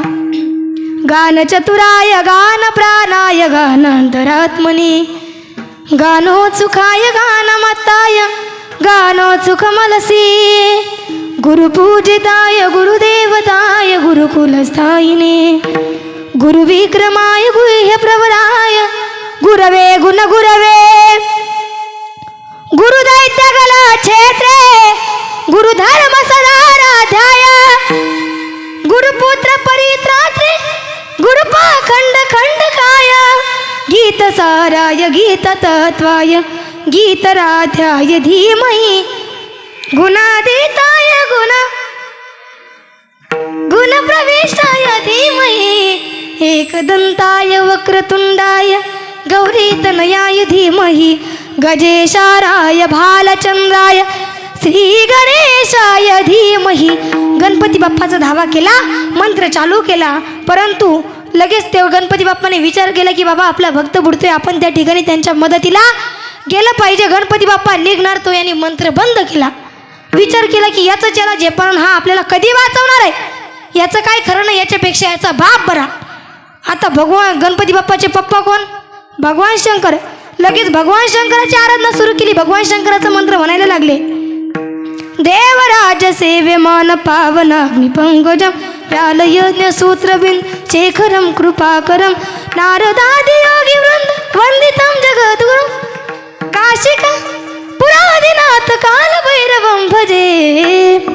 लगेच मंत्र याने बंद केला. भगवान शंकर निघाले होते. भगवान शंकरांनी विचार केला आपला भक्त बुडते आपण त्या ठिकाणी गेलं पाहिजे. भगवान शंकर निघाले. लगेच याने मंत्र बंद केला आणि विचार केला की हे भोळं भोळंचणार हे आपल्याला कधी वाचवणार याचंच याला खालतं बोलतं सुधरणार आणि हो आपल्याला कधी वाचवणार आहे हे भोळंच याचा काही भरोसा नाही. याच्यापेक्षा याचा मित्र बरा. भगवान शंकराचे मित्र कोण भगवान विष्णू. त्यांचा धावा सुरुवात केला. त्यांची धावा करण्यास सुरुवात केली. परंतु भगवान शंकर निघाले. पार्वती माता म्हटल्या तुम्ही कुठं निघाले. भगवान शंकर म्हटले अगं माझा भक्त बुडतोय त्याच्या मदतीस मला जायला पाहिजे मी गेलं पाहिजे मला जावं लागेल. त्या ठिकाणी पार्वती माता म्हटले ते गिराईक तुमचं नाही बघून घ्या आता खाली बसा. भगवान शंकर खाली बसले तोपर्यंत त्याच्या नाकात तोंडात पाणी गेलं आणि हा मरण पावला. परंतु मुसलमानाचं जे होतं ना महाराज त्याने एकटे आल्लाचा धावा केला, त्याचा आल्ला आला परंतु त्याला आल्लाच घेऊनही गेला, परंतु आपलं हे हिंदूचं जे होतं ते मेलं ना महाराज. म्हणून एक तत्व नामाच्या साधनाला द्वैताची बाधा बांधत नाही. आपुला तो एक देव करून घ्यावा, त्यांनी विना जीव सुकू नये. एकटा भगवंत आपलासा करा. हे मिनिटाला जर देव बदलला तर त्यामधून काहीही साध्य होत नाही, काहीच त्यामधून साध्य होत नसतं. म्हणून त्या ठिकाणी एकट्या भगवंताला आपलंसं करा आणि त्याचा धावा करा. जोपर्यंत तुमच्याकडे मायामोह आणि अहंकार आहे तोपर्यंत तुम्ही देवाकडे जाऊ शकत नाही आणि देव तुमच्याकडे येऊ शकत नाही. म्हणून जर तुम्हाला वाटत असेल तो देव मला भेटावा, त्या देवापर्यंत जावं, तर त्या ठिकाणी मायामोह आशा आणि अहंकार बाजूला ठेवा. त्या दिवशी तुम्ही खरे भक्त ठराल. भक्त कसे असतात त्याचंही वर्णन संत महात्म्यांनी केलंय. भक्त इसे जाणं जिदेही उदास गेले आशा पाश निवारोनी. भक्ती ही फार अवघड आहे, परंतु करायला गेलं तर अत्यंत सोपी आहे. किती सोपी आहे, तू का म्हणे सोपी आहे सर्वाहुनी. शहाणा तो दैनिक घेतो येते, इथं वेड्याचं काम नाही, शहाण्या माणसाचं काम आहे. मग शहाणं कोणाला म्हणायचं की ज्याला कळलं आपण या ठिकाणी कशा करता जन्माला आलो, कशा करता या ठिकाणी जन्म घेतला, त्याला शहाणा आपण म्हणायचं असतं. मग ज्याला दुःख नकोय ते म्हणजे कायमच सुख पाहिजे, ते म्हणजे नेहमीच थोडक्यात ज्याला मुक्तीची इच्छा आहे, ज्याला मुक्तीची इच्छा आहे, मग हा मुक्तीचा मार्ग तुम्हा आम्हाला समजावा. म्हणून हे माऊली ज्ञानोबा यांच्या लक्षात आलं. परंतु मुक्ती एक नाही तर मुक्त्या 4 आहेत. मुक्त्या म्हणजे तुमच्या शेजारची नाही बरं का महिला मंडळ, मुक्त्या म्हणजे 4 आहेत. मग या 4 मुक्त्या कोणत्या? समीपता, सलोकता, स्वरूपता आणि सायुज्यता. या मुक्त्या कोणाला प्राप्त होतील हे माऊली ज्ञानोबा यांनी अभंगाच्या या ठिकाणी हरिपाठाच्या पहिल्या अभंगामध्ये सांगितलं की या 4 मुक्त्या कुणाला प्राप्त होतील. देवाच्या दारामध्ये जो जाऊन क्षणभर उभा राहील त्याला त्या 4ही मुक्त्या प्राप्त होतील. मग या मुक्त्या एकतर तुम्हाला देव देतील, नाहीतर संत देऊ शकतात. म्हणून काही तळमळ करण्याची गरज नाही. एकदा का तुम्ही त्या देवाच्या दारामध्ये गेले की तुमचा मोक्ष त्यांच्या हातात आहे. अभंगाचं प्रथम देवाची द्वारी, देवाची द्वारी उभा त्याला भारी, उभा त्याला भारी. देवाची द्वारी, देवाची द्वारी, देवाची द्वारी उभा त्याला भारी, उभा त्याला भारी. देवाची देवाची द्वारी, देवाची द्वारी उभा त्याला भारी, उभा त्याला भारी. देवाची द्वारी, देवाची द्वारी, देवाची द्वारी उभा त्याला भारी, उभा त्याला भारी. देवाची द्वारी मुक्तिचारी, तेने मुक्तिचारी साधियेल्या हरिमुखे म्हणा, हरिमुखे म्हणा, हरिमुखे म्हणा, हरिमुखे म्हणा, हरिमुखे म्हणा. तेने मुक्तिचारी मुक्तिचारी साधियेला हरिमुखे म्हणा, हरिमुखे म्हणा, हरिमुखे म्हणा, हरिमुखे हरिमुखे म्हणा. देवाची द्वारी उभा केला भारी, तेने मुक्तिचारी साधियेला, तेने मुक्तिचारी साधियेला. देवाची द्वारी उभा केला भारी, तेने मुक्तिचारी साधियेला, तेने मुक्तिचारी साधियेला. देवाची द्वारी उभा क्षण भारी, तेने मुक्तिचारी साधिल्या. 4 मुक्त्या म्हणजे कोणत्या? लक्ष देऊन ऐका. समीपता, सलोकता, स्वरूपता आणि सायुज्यता. देवाच्या जवळ गेलं की समीपता मुक्ती प्राप्त होत असते. देवाच्या लोकांमध्ये जर गेलं म्हणजे देव राहतो त्या लोकांमध्ये जर गेलं सलोकता मुक्ती प्राप्त होत असते. देवाचं स्वरूप प्राप्त झालं की स्वरूपता मुक्ती प्राप्त होत असते आणि स्वतः देवा झालं की सायुज्यता मुक्ती प्राप्त होत असते. म्हणून तेने मुक्तिचारी साधी येल्या. मग मला सांगा, तुम्ही म्हणाल गेलो आम्ही देवाच्या दारामध्ये, परंतु देवाच्या दारामध्ये जाऊन फक्त जमणार आहे का? तर नाही. ते देवाच्या दारामध्ये गेल्याच्या नंतर म्हटलं पाहिजे, इतनी शक्ती हमें देन दाता, मन का विश्वास कमजोर होना. इतनी शक्ति हमें देन दाता, मन का विश्वास कमजोर होना. हम चले नेक रास्ते पे हमसे भूल कर भी कोई भूल होना. इतनी शक्ति हमें देन दाता, मन का विश्वास कमजोर होना. दूरा ज्ञान के हो वधेरे, तू हमें ज्ञान की रोशनी दे. हर बुराई से बचते रहे हम, जितनी भी दे भली जिंदगी दे. बैर होना किसी का किसी से, भावना मन में बदले की होना. हम चले नेक रास्ते पे हमसे भूल कर भी कोई भूल होना. करो न करो कष्ट हरो ज्ञान दो भगवन, भव में बसी नाव में तार दो भगवन. दर्द की दुआ तुम्हारे पास है, जिंदगी दया की मांग दो. मन में बसा कर तेरी मूर्ति, उतारो के दिन कर में तेरी आरती.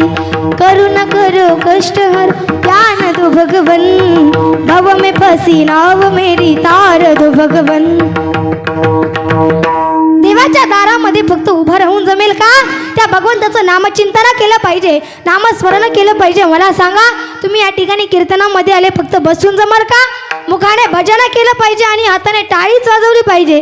टाळी वाजवलेली फार चांगली असते महाराज, कीर्तनाचं जाऊ द्या, परंतु शरीरासाठी देखील चांगली असते. बघा, विषय आला म्हणून टाळीची ऑफर तुम्हाला सांगून जाईल. एका वर्षामध्ये 1000 जर टाळ्या वाजवल्या तर बीपी होत नाही. एका वर्षामध्ये 2000 जर टाळ्या वाजवल्या तर शुगर होत नाही. आणि एका वर्षामध्ये 3000 जर टाळ्या वाजवल्या तर अटॅक येत नाही. आणि शेवटचं लास्ट म्हणजे एका वर्षामध्ये 4000 जर टाळ्या वाजवल्या तर जागीर गचकतात. म्हणून थोड्याच वाजवा पण प्रेमानं वाजवा. म्हणजे बघा, देवाच्या दारामध्ये फक्त उभं राहून जमल का? तर नाही, त्याचं नामचिंतन केलं पाहिजे, नामस्मरण केलं पाहिजे. फक्त मंदिरात जाऊन जमणार नाही. परंतु आजकाल लोकांना मंदिरात जाण्याची फार घाई झाली. लोक म्हणतात तो देव कुठं काय असे ना, आमचे हात त्या देवाला लागले पाहिजे. शंकराचार्यांनी खूप सुंदर वर्णन केले. करारविंदे न पदारविंदम, मुखारविंदे विनवेशयंतम, वटस्य पत्रस्य पुटेशयानम, बालम मुकुंद मनसा स्मरामि. श्रीकृष्ण गोविंद हरे मुरारी, हे नाथ नारायण वासुदेव. श्रीकृष्ण गोविंद हरे मुरारी, हे नाथ नारायण वासुदेव. याचा थोडक्यात अर्थ मी तुम्हाला सांगेल. कर म्हणजे हात, पद म्हणजे भगवंताचे पाय. करारविंदे पदारविंदम, मुखारविंदे विरयश विनवेशयंतम.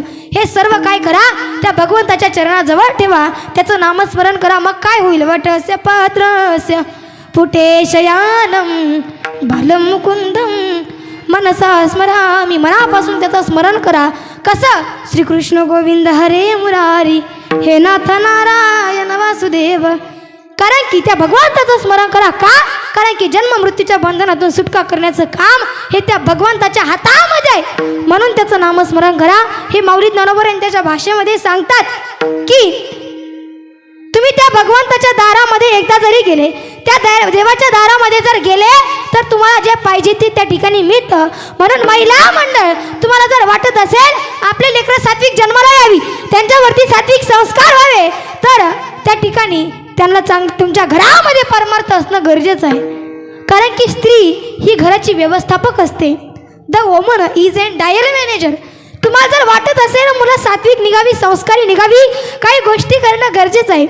रामकृष्ण हरीचा उच्चार असू द्या तुमच्या ओठाला, रामकृष्ण हरीचा उच्चार असू द्या तुमच्या ओठाला. गर्भामध्ये लेकरू असताना गाथा ज्ञानेश्वरी लागू द्या तुमच्या पोटाला, तरच ज्ञानोबा तुकोबा येतील तुमच्या पोटाला. येतील महाराज चांगली लेकरं जन्माला, परंतु त्यासाठी तुमच्या घरामध्ये परमार्थ असणं गरजेचं आहे. फुकट येत नाहीत महाराज चांगली लेकरं जन्माला, घरामध्ये परमार्थ असणं फार गरजेचं आहे. छत्रपती शिवाजीराजे जन्माला आले याचं मेन कारण म्हणजे फक्त आणि फक्त मासाहेब जिजाऊ मासाहेब. ज्या जिजाबाई मासाहेबानं की आपल्या लेकराच्या वयाच्या 5व्या वर्षी हातामध्ये स्वराज्याचा विडा दिला, त्यांचं नाव म्हणजे मासाहेब जिजाऊ. ज्या जिजाबाईनं त्यांना कळालं आपल्या गर्भामध्ये लेकरू आहे, मुलगा आहे, कळाल्याबरोबर त्यांनी रामायण महाभारत बघायला चालू केलं. त्यांचं नाव म्हणजे मासाहेब जिजाऊ माता आणि त्यांचीच पुण्याई आज या ठिकाणी फळाला आली. माझ्या जिजाऊची पुण्याई कशी आली या फळाला, माझ्या जिजाऊची पुण्याई कशी आली या फळाला. तो बापाचा बापा वाघ शुभा जन्मला, तो बापाचा बापा वाघ शुभा जन्मला.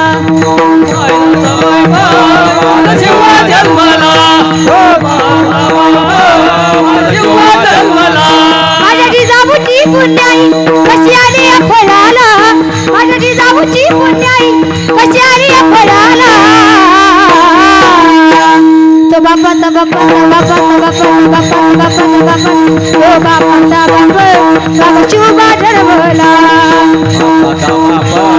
शुभा जन्मला, तो बापाचा बापा शुभा जन्मला, शुभा जन्मला, शुभा जन्मला.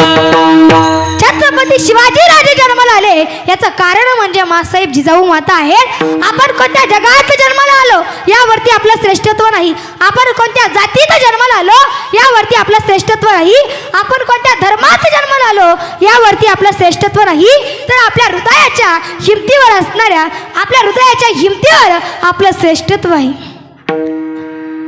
छत्रपती शिवाजीराजे जन्माला आले, परंतु त्यांनी एका जातीचे लोक त्यांच्या बरोबर नव्हते.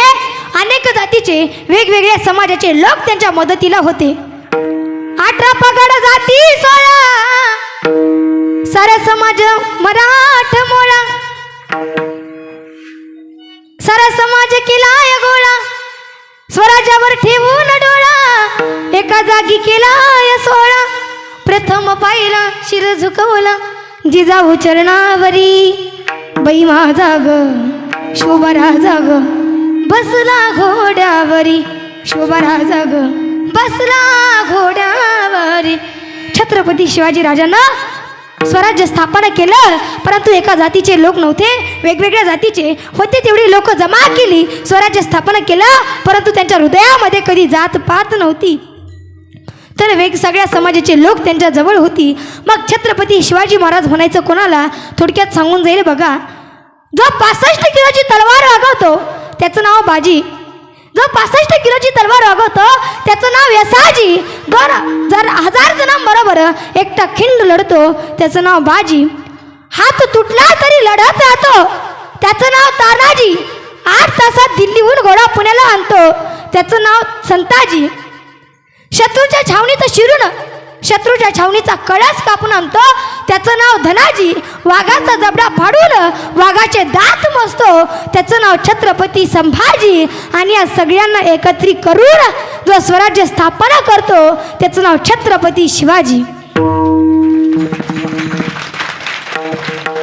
शिवनेरीवर शुभ जन्मला, शिवनेरीवर शुभ जन्मला, राजांचा अधिपती सारे राजांचा अधिपती, दैवत छत्रपती नामचं दैवत छत्रपती, शोभाचे मावळे आम्हाला नाही कुणाची भीती. जय जय भवानी जय जय शिवाजी.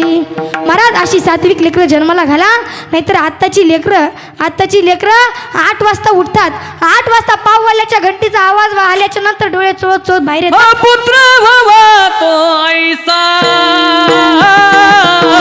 पुत्र व्हावा तो ऐसा,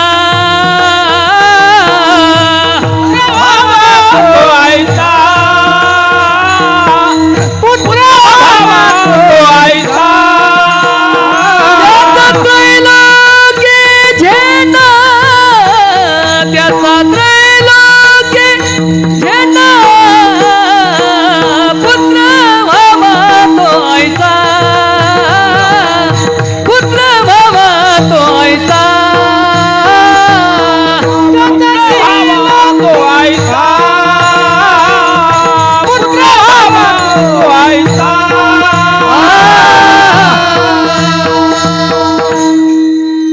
पुत्र व्हावा ऐसा गोंडा, त्याचा तिन्ही लोकी झेंडा.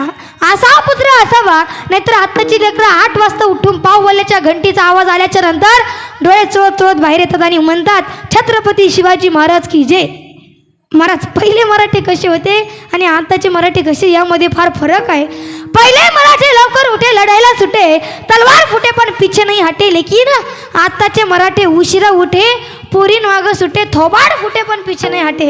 हे आत्ताचे मराठी आहेत महाराज, हे आताचे संस्कार आहेत. परंतु तुम्हाला सांगू का, भगवंतानी एवढा सुंदर असा चान्स दिलाय ना, संधीचं सोनं करून घ्या, संधीचं सोनं करा.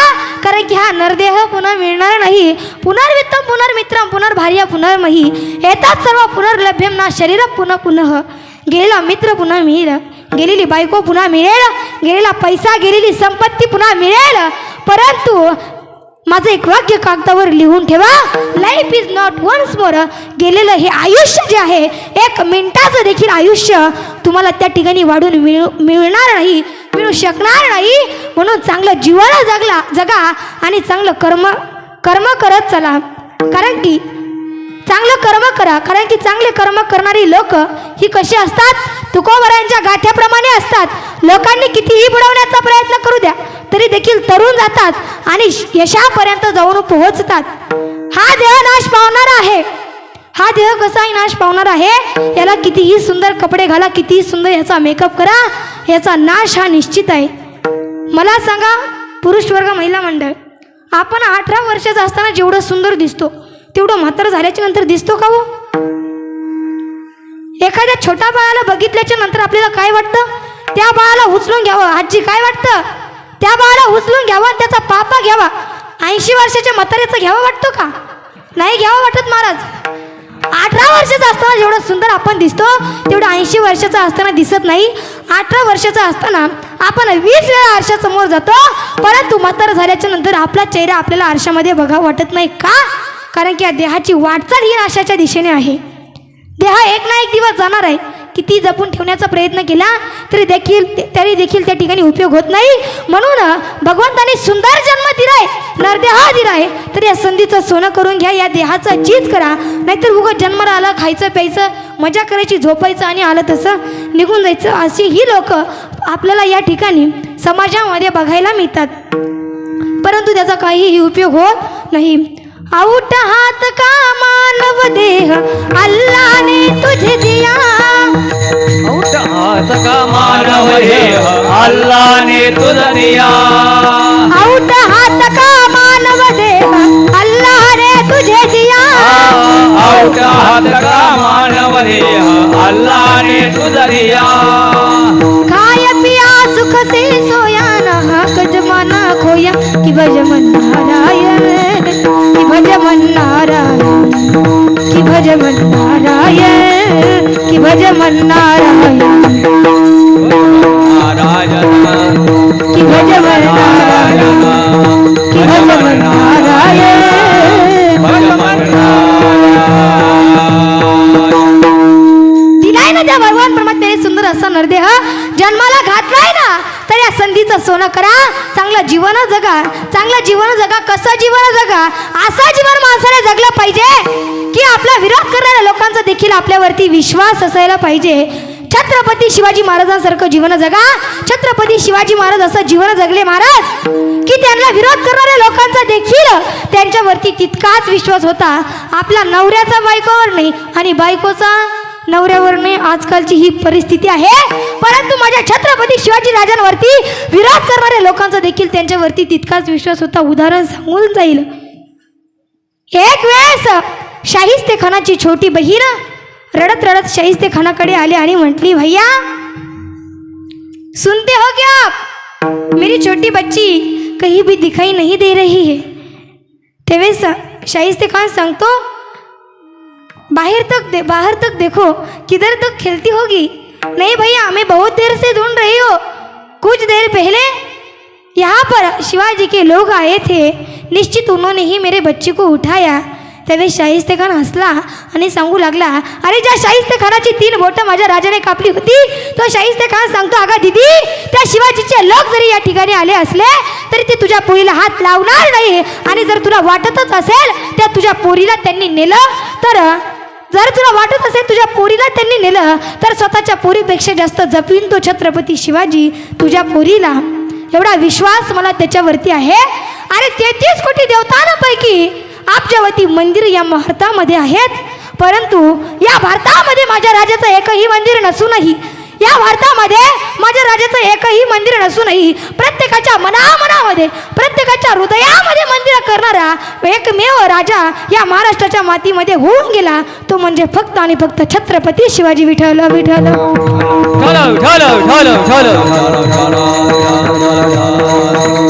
असं जीवन छत्रपती शिवाजी महाराज जगले. प्रत्येकाच्या हृदयामध्ये आज छत्रपती शिवाजी राजे आहेत.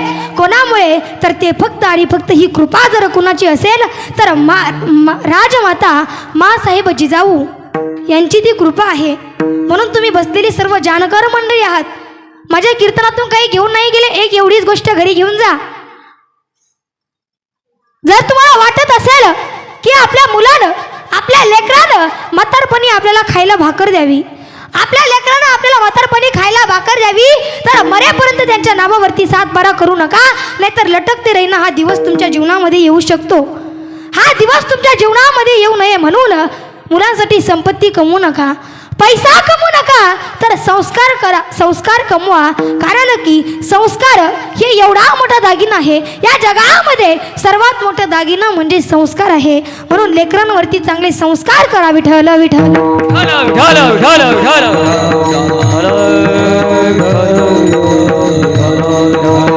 म्हणून असं आपला अभंग हा कोणापर आहे, नामपर आहे. म्हणून मला एकच सांगायचं की त्या भगवंताचं नामस्मरण करा. जन्माला आलात ना त्या देवाचं नामस्मरण करा. कारण की त्याचं नामच नाही तर सर्वत्र गोड आहे. गोड तुझे रूप, गोड तुझे नाम, देई मज प्रेम सर्व काळ. किंवा नाम तुझे रे, नाम तुझे रे, नाम तुझे रे नारायणा, नाम तुझे रे, नाम तुझे रे, नाम तुझे रे नारायणा. नाम तुझे रे, नाम तुझे रे, नाम तुझे रे नारायणा. नाम तुझे रे, नाम तुझे रे, नाम तुझे रे नारायणा. थोडी पाषाणाला पाना, थोडी पाषाणाला पाना. नाम तुझे रे, नाम तुझे रे, नाम तुझे रे नारायणा. नाम तुझे रे, नाम तुझे रे, नाम तुझे रे नारायणा. नाम तुझे रे, नाम तुझे रे, नाम तुझे रे नारायणा. नाम तुझे रे, नाम तुझे रे, नाम तुझे रे नारायणा. भगवंताचं नाम हे फार श्रेष्ठ आहे. नाम तुझे रे, नाम तुझे रे, नाम तुझे रे देवा. त्या ठिकाणी फोडी पाषाणाला पाना म्हणजे भगवंताचं नाम घेतल्याच्या नंतर दगडाला देखील त्या ठिकाणी पाना फोडतो. एवढं भगवंताचं नाम श्रेष्ठ आहे. म्हणून त्या भगवंताचं नामचिंतन करा. हरिहरी या नामाचा उच्चार करा. हरिहरी या नामाचा जर उच्चार केला तर त्या ठिकाणी तुम्हाला स्वर्ग लोकाची वैकुंठ लोकाची प्राप्ती त्या ठिकाणी होते. एकदा जरी तुम्ही त्या भगवंताचा हरिहरी या नामाचा उच्चार केला तर स्वतः त्या पुण्याची गणना स्वतः भगवंताला देखील करणं अशक्य होते. महाराज अभंगाच्या दुसऱ्या चरणामध्ये सांगतात. सोनी संसार हरिमुखे माना हरिमुखे माना हरिमुखे माना हरिमुखे माना हरिमुखे माना हरिमुखे माना हरिमुखे माना हरिमुखे माना हरिमुखे माना हरिमुखे माना हरिमुखे माना हरिमुखे माना हरिमुखे माना हरिमुखे माना हरिमुखे माना पुण्याची गणना कोण करी पुण्याची गणना कोण करी हरिमुखे माना हरिमुखे माना हरिमुखे माना हरिमुखे माना पुण्याची गणना पुण्याची गणना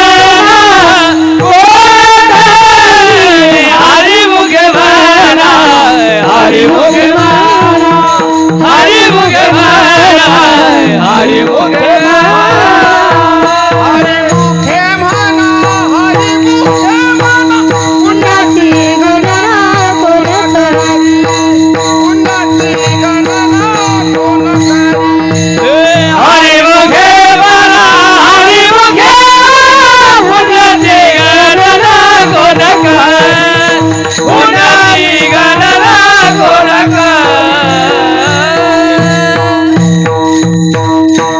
हरिमुखे म्हणा हरिमुखे म्हणा पुण्याची गणना कोण करी. हरिहरी या नामाचा जर उच्चार केला तर या पुण्याची गणना स्वतः भगवंताला देखील करणे अशक्य होते. कारण की भगवंताचं नाम आहेच. भगवंताचं जर नाव घेतलं तर सर्व पाप त्या ठिकाणी नाहीच होतं. घेताना घेताना विठोबाचे हो पर्वत जळतील पापाचे किंवा नाम संकीर्तन साधन परी सोपे जळतील पापी जन्मांतरीचे. हरी उच्चार आणि अनंत पापराशी जातील लयासी क्षण मात्रे. भगवंताचं जर नाव घेतलं तर सर्व पाप नाहीच होतं. मग तुम्ही म्हणाल ताई करू आम्ही परमार्थ किंवा म्हातारपणी करू, परंतु म्हातारपणी परमार्थ करण्याची संधी तुमच्या वाट्याला येईल की नाही याचा विचार तुम्ही कधी केलाय का? बघा रामदास स्वामींनी एका अभंगामध्ये सुंदर असं वर्णन केलेलं आहे. सावधान ऐकलंय का शब्द कधी? पुरुष वर्ग ऐकलंही असेल आणि आपल्या डोक्यावरही पडलाय तो अक्षदाच्या रूपामध्ये. सावधान हे कधी कधी असतं, कधी सावधान म्हटलं जातं. समजा एखादा रोड आहे, ज्यावेळेस पुढं काहीतरी अडचण आहे त्यावेळेस अलीकडंच पाटी असते. सावधान पुढे धोक्याचे वळण आहे. मग ब्राह्मण देवता लग्नामध्ये सावधान करत असतात. सावधान सारखं सावध सावध सावध करत असतात. का? कारण की ते त्या नवरदेवाला सांगत असतात, अरे दादा तुझ्या गळ्यामध्ये आता त्या ठिकाणी जबाबदारी पडणार आहे, ती जबाबदारी तुला सांभाळायची, म्हणून तू आता सावध हो, सावधान सावध हो सावध हो. त्याला सावधान करत असतात. परंतु त्यावेळेस नेमकं तो नवरदेव बेसावध असतो. त्याचं फक्त एवढ्यावरतीच लक्ष असतं, कधी या सर्व मंगलाष्टिका संपतात आणि माझ्या गळ्यातला हार कधी त्या नवरे मुलीच्या गळ्यामध्ये पडतो. तो फक्त एवढीच वाट पाहत असतो. त्यावेळेस तो बेसावध असतो. परंतु त्या ठिकाणी त्यावेळेस सावध असायला पाहिजे. सावध सावधान वाचे वदा नारायण, कालाचे भय आहे काहीतरी करारी साधन. सावध सावधान वाचे वदा नारायण, वाचीन त्या नारायण नामाचा उच्चार करा.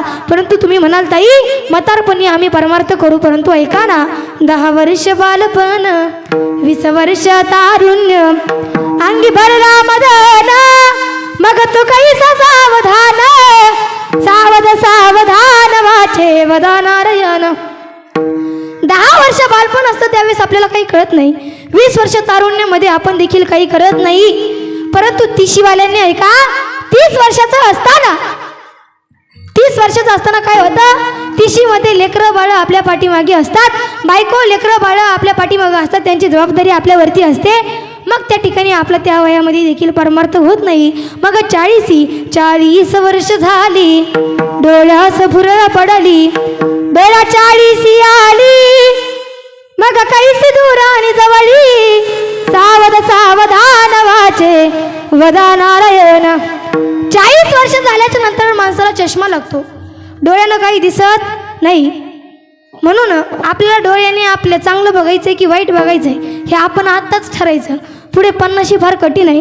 50 वर्ष होती हलती दातांच्या पंगती. 50 वर्ष झाल्याच्या नंतर दात पडायला लागतात. या दातांचा काही भरोसा नाही महाराज, हे उशिरा येतात आणि लवकर पडतात. दातांचा काही भरोसा नाही, म्हणून जे काही खायचंय ते आपण आत्ताच खाऊन घ्यायचं. 50 वर्ष होती हलती दातांच्या पंगती, श्याम केस शुभ्र होती त्यासी म्हातारा म्हणती, सावध सावधान वाचे वदा नारायण. श्याम केस शुभ्र होती, काळे केस आहेत ते पांढरे व्हायला लागतात.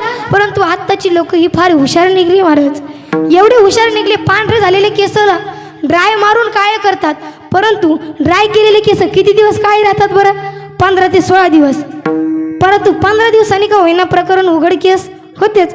15 दिवसानंतर का होईना काळे केस पुन्हा पांढरे पडायला लागतात. म्हणून 50 वर्ष होती हलती दातांच्या पंगती, श्याम केस शुभ्र होती त्यासी म्हातारा म्हणती, सावध सावधान वाचे वदा नारायण. पुढे 60 वर्ष बघा, 60ची बुद्धी नाठी, मग हात आली काठी, वस वस लागे पाठी त्यासी हसती कारटी, सावध सावधान वाचे वदा नारायण. 60ची बुद्धी नाठी. 60 वर्षामध्ये डोक्यावर म्हणजे जास्त माणसाची बुद्धी चालत नाही. बघा काही ठिकाणी आम्ही कीर्तनाला जात असतो, कीर्तनाला जात असताना फार खेडेगावांमध्ये कीर्तन असतात, कुठं वाड्यांमध्ये वर्ष श्राद्धाची कीर्तन म्हटल्याच्या नंतर कुठंही करावं लागतात महाराज. वड्यात वस्तीत कुठं करावं लागतात. मग घर सापडत नसलं, एखाद्या म्हाताऱ्याला जर विचारलं का हो बाबा कीर्तन कुठे आहे, ते म्हणतात आत्ताच जेवण झालं. त्यांना म्हटलं बाबा कीर्तनाचा मंडप कुठे आहे, ते म्हणतात म्हातारी घरीच आहे. म्हणजे बघा 60 वर्ष झाल्याच्या नंतर माणसाच्या बुद्धीवर परिणाम होतो, काहीही मेळ लागत नाही. म्हणून 60ची बुद्धी नाठी, मग हात आली काठी, वस वस लागे पाठी त्यासी हसती कारटी, सावध सावधान वाचे वदा नारायण. पुढे 70 फार अवघड आहे बघा. 70ची झाली रचना, बसल्याने उठवेना, उठल्याने चालवेना, मग तो झाला दैन्यवाना, सावध सावधान वाचे वदा नारायण. पुढे 80 वर्ष, 4 20 मिळून 80, मग तो झाला अपयाशी, पाण्याविन मछली जैसी, जीव होत का सविसी, सावध सावधान वाचे वदा नारायण. पुढे 90 वाल्यांची फार अवघड परिस्थिती आहे. एकूण झाले वर्ष 90, बोलवे ना एकही शब्द, स्त्री पुत्र म्हणे प्रसिद्ध, आता थोडा संबंध, सावध सावधान वाचे वदा नारायण. 90 वाल्यांची फार अवघड परिस्थिती आहे. 90 वर्षाच्या झाल्याच्या नंतर लेकरं बाळ आणि बायको काय म्हणतात, आता थोडा संबंध. ही 90 वाल्यांची परिस्थिती आहे. मग 1 शतक पूर्ण झाला, 1 शतक पूर्ण झाला, आला तसा वाया गेला. रामदास स्वामी माने योगी सावध झाला, सावध सावधान वाचे वदा नारायण. काळाचे भय आहे काहीतरी करारे साधन. म्हणून अशा प्रकारे आपलं आयुष्य हे निघून जातो. परमार्थ होतो का? परमार्थ होत नाही. म्हणून म्हातारी परमार्थ करू असं आपण म्हणायचं नाही. होत आहे कारण की तरुणा भाग्यवंत नटे हरी कीर्तन. आता तरुण आहे तोपर्यंत परमार्थ केला पाहिजे. त्या भजनामध्ये कीर्तनामध्ये दंगून केलं पाहिजे. भगवंताची भक्ती केली पाहिजे. सुंदर असा देह भगवंतांनी तुम्हा आम्हाला दिला. या देहाची किंमत जर करायला गेला महाराज, जर किंमत आपण या देहाची करायला गेलं तर हा देह मला सांगा जाऊ नये, परंतु कर्म मार्गाने जर एखाद्याची एखादी किडनी गेली, तर ती दुसरी किडनी टाकून द्यायची. डॉक्टर लोक 1000 रुपये सांगतात का, 2000 सांगतात का? नाही सांगत महाराज, लाखो रुपये सांगतात. परंतु लाखो रुपये देऊनही आपण पहिले जेवढे ठणठणीत असतो तेवढे ठणठणीत राहतो का? नाही राहत. मग मला सांगा, एका किडनीची किंमत जर 1,00,000 2,00,000 रुपये असेल तर जन्माला येताना आपण भगवंताकडे किती चार्ज भरला हो? या देवाच्या आपल्यावरती किती उपकार आहेत तुम्हाला सांगून जाईल. अरे 80 वर्षाचा म्हातारा माणूस दवाखान्यामध्ये गेला. 80 वर्षाचा म्हातारा माणूस दवाखान्यामध्ये गेला आणि दवाखान्यामध्ये गेल्याच्या नंतर डॉक्टरांनी सांगितलं, बाबा तुमच्या हृदयाचं ऑपरेशन करावं लागेल, तुमच्या हृदयाचं ऑपरेशन करावं लागेल. मुलं चांगली होती. मुलं म्हटली, कितीही पैसा खर्च होऊ द्या, कितीही पैसा लागू द्या, आमच्या वडिलांच्या वया इतका आम्ही पैसा खर्च करू, परंतु होईल तेवढे प्रयत्न आमच्या वडिलांकरता करा. डॉक्टर म्हटले, प्रयत्न आमचे, नशीब तुमचं. बाबांना ऑपरेशन थिएटरमध्ये नेलं. बाबांचं ऑपरेशन 4 ते 5 तास चाललं. 4 ते 5 तास बाबांचं हृदय डॉक्टरांनी एका काचेच्या भांड्यामध्ये सांभाळलं. ऑपरेशन सक्सेसफुल झालं. बाबा शुद्धीवरती आले आणि डॉक्टरांनी एक कागद फाडला, बिलाची लिस्ट काढली आणि बाबांच्या हातामध्ये दिली. बाबांच्या डोळ्यामध्ये पाणी आलं. बाबांच्या डोळ्यामध्ये पाणी आलं. त्यावेळी डॉक्टर म्हटले, बाबा त्यावरती बिल होतं 12,00,000 रुपये. बाबांच्या डोळ्यामध्ये पाणी आलं. डॉक्टरांनी सांगितलं, बाबा 4 तास तुमचं हृदय मी काचेच्या भांड्यामध्ये सांभाळलं, 12,00,000 रुपये बिल तुम्हाला जास्त वाटतंय का? त्यावेळेस बाबा म्हणतात, डॉक्टर अहो तुम्ही 4 ते 5 तास माझं हृदय काचेच्या भांड्यामध्ये सांभाळलं, 12,00,000 काय 15,00,000 बिल घ्या, परंतु मी यासाठी रडत नाही. मी कशा करता रडतोय? मी या करता रडतोय की तुम्ही 4 ते 5 तास माझं हृदय काचेच्या भांड्यामध्ये सांभाळलं तर 12,00,000 रुपये बिल केलं. गेल्या 80 वर्ष झालं तो भगवान परमात्मा माझं हृदयच नाही तर माझं अख्खं शरीर सांभाळतोय, त्याने आणखी बिलच पाठवलं नाही, यासाठी मी रडतोय. एवढे उपकार त्या भगवंताचे आपल्यावरती आहेत, इतके उपकार आहेत. म्हणून त्या भगवंताचं नामचिंतन स्मरण आपण या ठिकाणी केलं पाहिजे. म्हणून महिला मंडळ एकदा सर्वांनी हात वरती करा. फक्त महिला मंडळ. माझ्या पाठीमागं भजन म्हणताल ना? म्हणता येतं ना तुम्हाला? म्हणताल ना? जसं येईल तसं हात वरती घ्या. माझ्या पाठीमागं फक्त तुम्ही भजन म्हणायचं, तुम्ही कुणी म्हणायचं नाही बरं का, फक्त महिलांनी. नामदेव जनाबाई, सोपान काका मुक्ताबाई, नामदेव जनाबाई, सोपान काका मुक्ताबाई, नामदेव जनाबाई, नामदेव जनाबाई, सोपान काका मुक्ताबाई. मागच्या बाया बोलत नाही म्हणल्या बरं का, थोड्या का होईना म्हणल्या, मी ऐकलं बरं. असो सर्वांनी हात वरती घ्या. पुरुष वर्ग महिला मंडळ पाठीमागं बसलेले, समोर बसलेले, मागं बसलेले सर्वांनी हात एकदा वरती घ्या. इकडं बसलेले, तिकडं बसलेले सर्वांनी, जेवढ्यांना मी दिसते आणि मला जेवढे दिसते तेवढे सर्वांनी हात वरती घ्या. एखादा जर हात खाली ठेवला, मी जरी बघत नसली तरी वरून देव बघतोय. पुन्हा काही झालं तर माझ्याकडे यायचं नाही. पुन्हा म्हणताल कीर्तन महाराज आपल्या गावाजवळचे जे, चला त्यांना भेटून येऊ. तसं काय कोणी करू नका. हात वरती घ्या. ज्यांना एक असेल त्यांनी एक घ्या, ज्यांना 2 असतील त्यांनी 2 घ्या. सर्वांनी ताठ हात करा. राहून द्या असं सकाळपर्यंत. लगेच खाली घेतले, वर घ्या. विठोबा रखुमाई, विठोबा रखुमाई, जय विठोबा रखुमाई, जय विठोबा रखुमाई, विठोबा रखुमाई, विठोबा रखुमाई, विठोबा रखुमाई, विठोबा रखुमाई, विठोबा रखुमाई, विठोबा रखुमाई, विठोबा रखुमाई, विठोबा रखुमाई, विठोबा रखुमाई, विठोबा जय रखुमाई, विठोबा रखुमाई, विठोबा रखुमाई, विठोबा रखुमाई, विठोबा जय रखुमाई, विठोबा रखुमाई, विठोबा जय रखुमाई, विठोबा रखुमाई, विठोबा जय रखुमाई, विठोबा रखुमाई. विठोबा रखुमाई. टाळकरी मंडळी खाली बसा, खाली बसा सर्वांनी, खाली बसा. टाळकरी मंडळी खाली बसा. एकदा जोरात टाळ वाजतील, टाळ जोरात टाळ वाजवा, टाळ.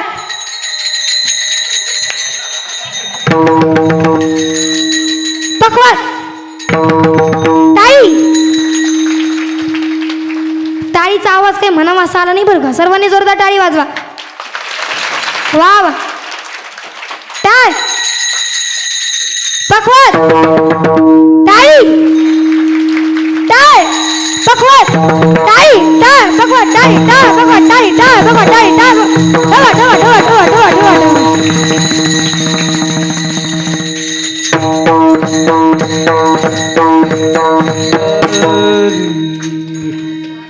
घ्या सर्वांनी आपले दोन्ही हात खाली. महाराज वरती करायला सर्वांना सांगावं लागतं, खाली घ्यायला कोणालाही सांगावं लागत नाही. न सांगता तुम्हा कळी ती अंतर. माझ्या अंतकरणातला भाव तुम्ही ओळखला आणि मनानेच हात खाली घेतले असो. देवाची द्वारी उभा क्षण भरी तेने मुक्तीच्या हरी साधिला. हरिमुखे मना हरिमुखे मन पुण्याची गणना कोण करी. असोनी संसारी जिभे वेगू करी वेदशास्त्र उभारी बाह्य सदा. हरिमुखे मना पुण्याची गणना कोण करी. ज्ञानदेव म्हणे ज्ञानदेव म्हणे ज्ञानदेव म्हणे व्यासाचे खुणे. ज्ञानदेव म्हणे व्यासाची खुणे. ज्ञानदेव म्हणे व्यासाची खुणे. ज्ञानदेव म्हणे व्यासाची खुणे. द्वारके जराना पांडव घरी द्वारके जराना पांडव घरी. हरी मुखे मना हरी मुखे मना हरी मुखे मना हरी मुखे मना.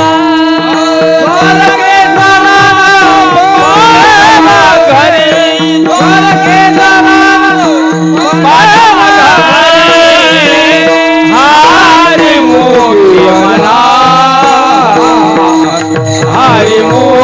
मना हरिमुखे मना हरिमुखे मना. पुण्याची गणना गोदकारी पुण्याची गणना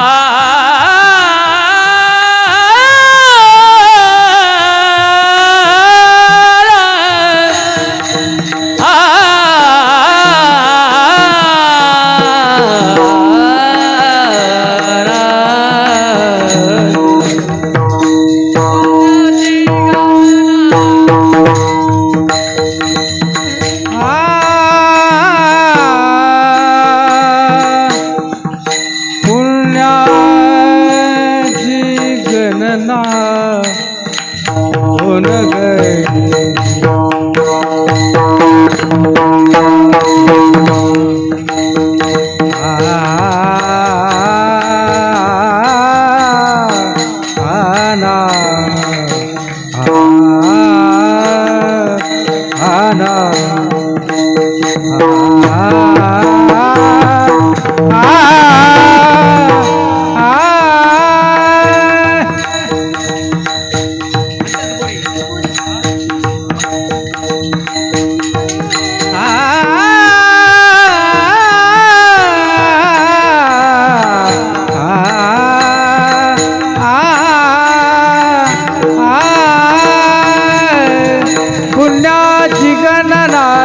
करी पुण्याची गणना कोण करी पुण्याची गणना कोण हरी मुखे म्हणा हरी मुखे म्हणा हरी मुखे म्हणा हरी मुखे म्हणा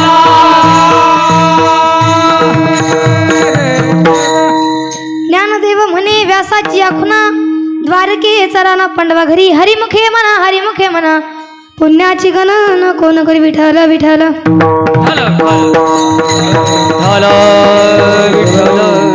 असो या ठिकाणी आपल्या कीर्तनाची नियोजित वेळ ही जवळजवळ संपतच आलेली आहे, संपलीच आहे. परंतु आज जरी माझ्या कीर्तनातून तुम्ही काही घेऊन नाही गेले, एक गोष्ट मात्र नक्की लक्षात ठेवा. आईवडिलांची सेवा करा आणि आपल्या नातेवाईकांना जपा. कारण पुरुष वर्ग तुमची मुलगी मोठी झाली की तुम्ही तुमच्या बहिणीला विसरून जाता. तुमची मुलगी मोठी झाली की तुम्ही तुमच्या बहिणीला आपोआप विसरून जाता, परंतु ती बहीण तुम्हाला विसरत नाही. गोष्ट मात्र नक्की लक्षात ठेवा. अरे कुठंतरी बहीण भाऊ असावे, लग्न करून दिलंय बहिणीचं, परिस्थिती अगदी नाजूक आहे, कुठंतरी नवरा 10,000 रुपये महिना घेतोय, आईवडील नाही आहेत, आईवडील लहानपणीच गेले आहेत. भावाचं प्रारब्ध बदललं, भाऊ आता मुंबईसारख्या शहरामध्ये राहतो, सिटीमध्ये राहतो, बहिणीची परिस्थिती अगदी नाजूक आहे. भावाचं प्रारब्ध बदललं, भाऊ मुंबईसारख्या शहरामध्ये राहतो, सिटीमध्ये राहतो. जेव्हा भाऊबीज झाली आहे, हिला आस आहे की माझ्या दादाने मला एक फोन तरी करावा. माझ्या दादाने फोन नाही ना केला, माझ्या दादाने जरी मला फोन नाही ना केला तर माझा दादा मला नक्की नेलं येईल. अंतकरणातलं दुःख अंतकरणामध्ये घेते महाराज. काय करावं सुचत नाही. भाऊबीजीचा दिवस उजडला, घरात जा बाहेर आहे, घरात जा बाहेर आहे चालू आहे. 1 वर्षाचा छोटा मुलगा आहे, तिला काय करावं कळत नाही. भाऊबीज जवळ आली आहे, भाऊबीजीचा दिवस उजाडला, सर्व महिला नटून तटून आपल्या मायराकडे निघाले. हिला आस आहे माझ्या दादाने मला फोन तरी करावा.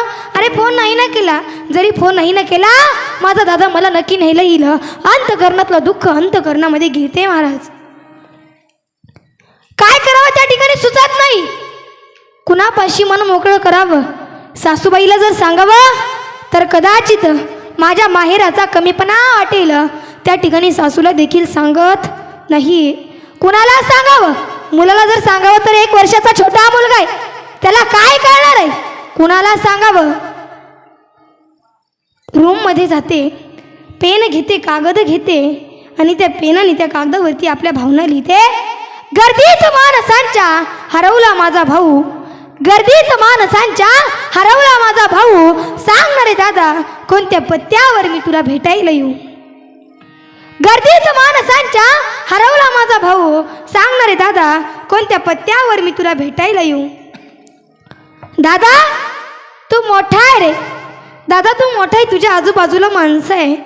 अरे हरकत नाही, तू मला पत्ता दे, मी तुला भेटायला येते, तू नाही भेटायला आला तरी चालेल. अरे गर्दीत माणसांच्या हरवला माझा भाऊ, सांग रे दादा कोणत्या पत्त्यावर मी तुला भेटायला येऊ.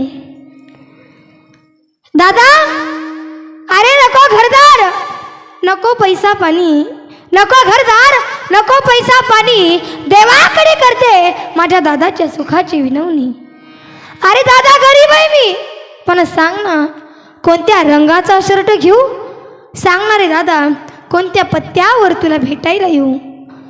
गर्दीत माणसांच्या हरवला माझा भाऊ, सांग ना रे दादा कोणत्या पत्त्यावर मी तुला भेटायला येऊ. दादा अरे तुला माहित नाही का, 6 महिने झालं तुझ्या दाजीचं काम गेलंय. अरे 6 महिने झालं तुझ्या दाजीचं काम गेलंय. गावाकडे आलोय आम्ही, मी दुसऱ्याच्या शेतामध्ये कामाला जाते, सवय नाही रे मला. आणि हातावरचे फोड बघितले की दादा मला तुझी फार आठवण येते. अरे गर्दीत माणसांच्या हरवला माझा भाऊ, सांग ना रे दादा कोणत्या पत्त्यावर मी तुला भेटायला येऊ. अरे दादा आई बाबा गेले, घर पोरकं झालं रे माझं. अरे आई बाबा गेले, घर पोरकं झालं रे माझं. दारामध्ये चप्पल सोडायला सुद्धा माहेर शिल्लक नाही राहिलं आणि त्याच आठवणीचा भाग डोळ्यात आलं. वाईट वाटतं रे दादा. शेजारी येतात दुसऱ्यांचे भाऊ. सांग ना रे दादा, कोणत्या पत्त्यावर तुला भेटायला येऊ? गर्दीत माणसांच्या हरवला माझा भाऊ. सांग ना रे दादा, कोणत्या पत्त्यावर तुला भेटायला येऊ? अरे दादा, सरकार म्हणत असेल अर्धी वाटणी घे, पण नको ना मला. अरे नको घरदार, नको जमिनीची वाटणी, नको घरदार, नको जमिनीची वाटणी. सुखानं खाईल तुझ्या घरची भाकरी आणि चटणी. अरे दादा, गरीब आहे मी, पण सांग ना कोणत्या रंगाचा शर्ट घेऊ? सांग ना रे दादा, कोणत्या पत्त्यावर मी तुला भेटायला येऊ? गर्दीत माणसांच्या हरवला माझा भाऊ. सांग ना रे दादा, कोणत्या पत्त्यावर तुला भेटायला येऊ? अरे अवघड आहे, माहेराची नाळ आहे ना, अगदी श्वास मिटल्यानंतर तुटू शकते, त्याशिवाय ही माहेराची नाळ तुटू शकत नाही. अरे एखादी किती म्हातारी आजी असू द्या, किती म्हातारी असू द्या, तरी देखील ती तिच्या नातवाला विचारत असते, का रे माझ्या भाच्याचा फोन आला होता का? माहेराची नाळ श्वास मिटेपर्यंत तुटू शकत नाही. आणि महिला मंडळ, जोपर्यंत तुम्हाला वाटत असेल दिवाळीचा आनंद, दिवाळीच्या सणाचा आनंद कुठपर्यंत तुम्हाला आहे तुमच्या माहेरामध्ये, जोपर्यंत तुमचा बाप तुमच्या माहेरामध्ये जिवंत आहे तोपर्यंत तुम्हाला तुमच्या भाऊबीजेच्या सणाचा आनंद आहे. ज्या दिवशी तुमचा बाप गेला त्या दिवशी तुमचा अधिकार संपला, हक्काने उंबरठा ओलांडायचा. म्हणून त्या ठिकाणी प्रत्येकाला त्या ठिकाणी ही माहेराची नाळ जोडलेली असते. अगदी श्वास मिटल्यानंतर ही माहेराची नाळ तुटू शकते, त्याशिवाय तुटू शकत नाही. म्हणून फक्त आईवडिलांची सेवा करा आणि नातेवाईकांना जपा. एवढंच कीर्तनातून घेऊन गेले तरी चालेल. अरे आई म्हणजे देव पृथ्वीवरचा साठा, सुखाची मैत्रीण असते, गोड मायेची ओढ, स्वतः उपाशी राहून आपल्याला भरवणारी दयेची माऊली म्हणजे ते असती आई. त्या आईवरती जितकं बोलावं तितकं थोडंच आहे. अरे आपण सहज बोलता बोलता म्हणून जातो तुम्ही आमच्यासाठी काय केलं, परंतु जन्म दिला हा सर्वात मोठा उपकार त्यांचा आपल्यावरती आहे. जन्म दिला आईने मला, उपकार हा मोठा झाला. हो, जन्म दिला आईने मला, उपकार हा मोठा झाला. ठेच लागे जरी पायाला, पाणी येते आईच्या डोळ्याला. जन्म दिला आईने मला, उपकार हा मोठा झाला. जन्म दिला हा सर्वात मोठा उपकार त्यांचा आपल्यावरती आहे. म्हणून त्या आईवडिलांची सेवा करा. आई मायेचा बाप, आई मायेचा सागर आहे, तर बाप देखील दयेचा समुद्र आहे. बाप देखील तितका गोड आहे. किती गोड आहे तो बाप, एका कवितेमध्ये सुंदर वर्णन केलेलं आहे. माझ्या डोळ्यातलं आसवं, माझ्या डोळ्यातलं आसवं, कुणी मायेनं पुसताना, उरी हुंद का दाटतो या, गोष्ट बापाची सांगताना, उरी हुंद का दाटतो या, गोष्ट बापाची सांगताना. तो बाप देखील तितका गोड आहे. बाप तो कधी आपल्याला रडताना दिसत नाही, परंतु त्या ठिकाणी एका गोष्टीच्या वेळेस बाप घराचा पाया, आई घराचा पाया आहे तर बाप घराचं अस्तित्व आहे. आई घराचं अस्तित्व आहे तर बाप घराचा पाया आहे. बापा तलवार ढाल, बाप पेटती मशाल, बाप जागतो म्हणून घर झोपते खुशाल. ज्याची पहाडाची छाती त्याचे हृदया गुलाब, त्याच्या घामाच्या थेंबात हिऱ्या मोत्याचा रुबाब. बाप देखील तितका गोड आहे. म्हणून त्या आईवडिलांची सेवा करा आणि नातेवाईकांना जपा. एवढं जरी माझ्या कीर्तनातून तुम्ही घरी घेऊन गेले माझं कीर्तन सफल झालं असं मी या ठिकाणी म्हणेल. असो यथामती यथा अवकाश अभंगावरती बोलण्याचा प्रयत्न केला, चिंतन करण्याचा प्रयत्न केला.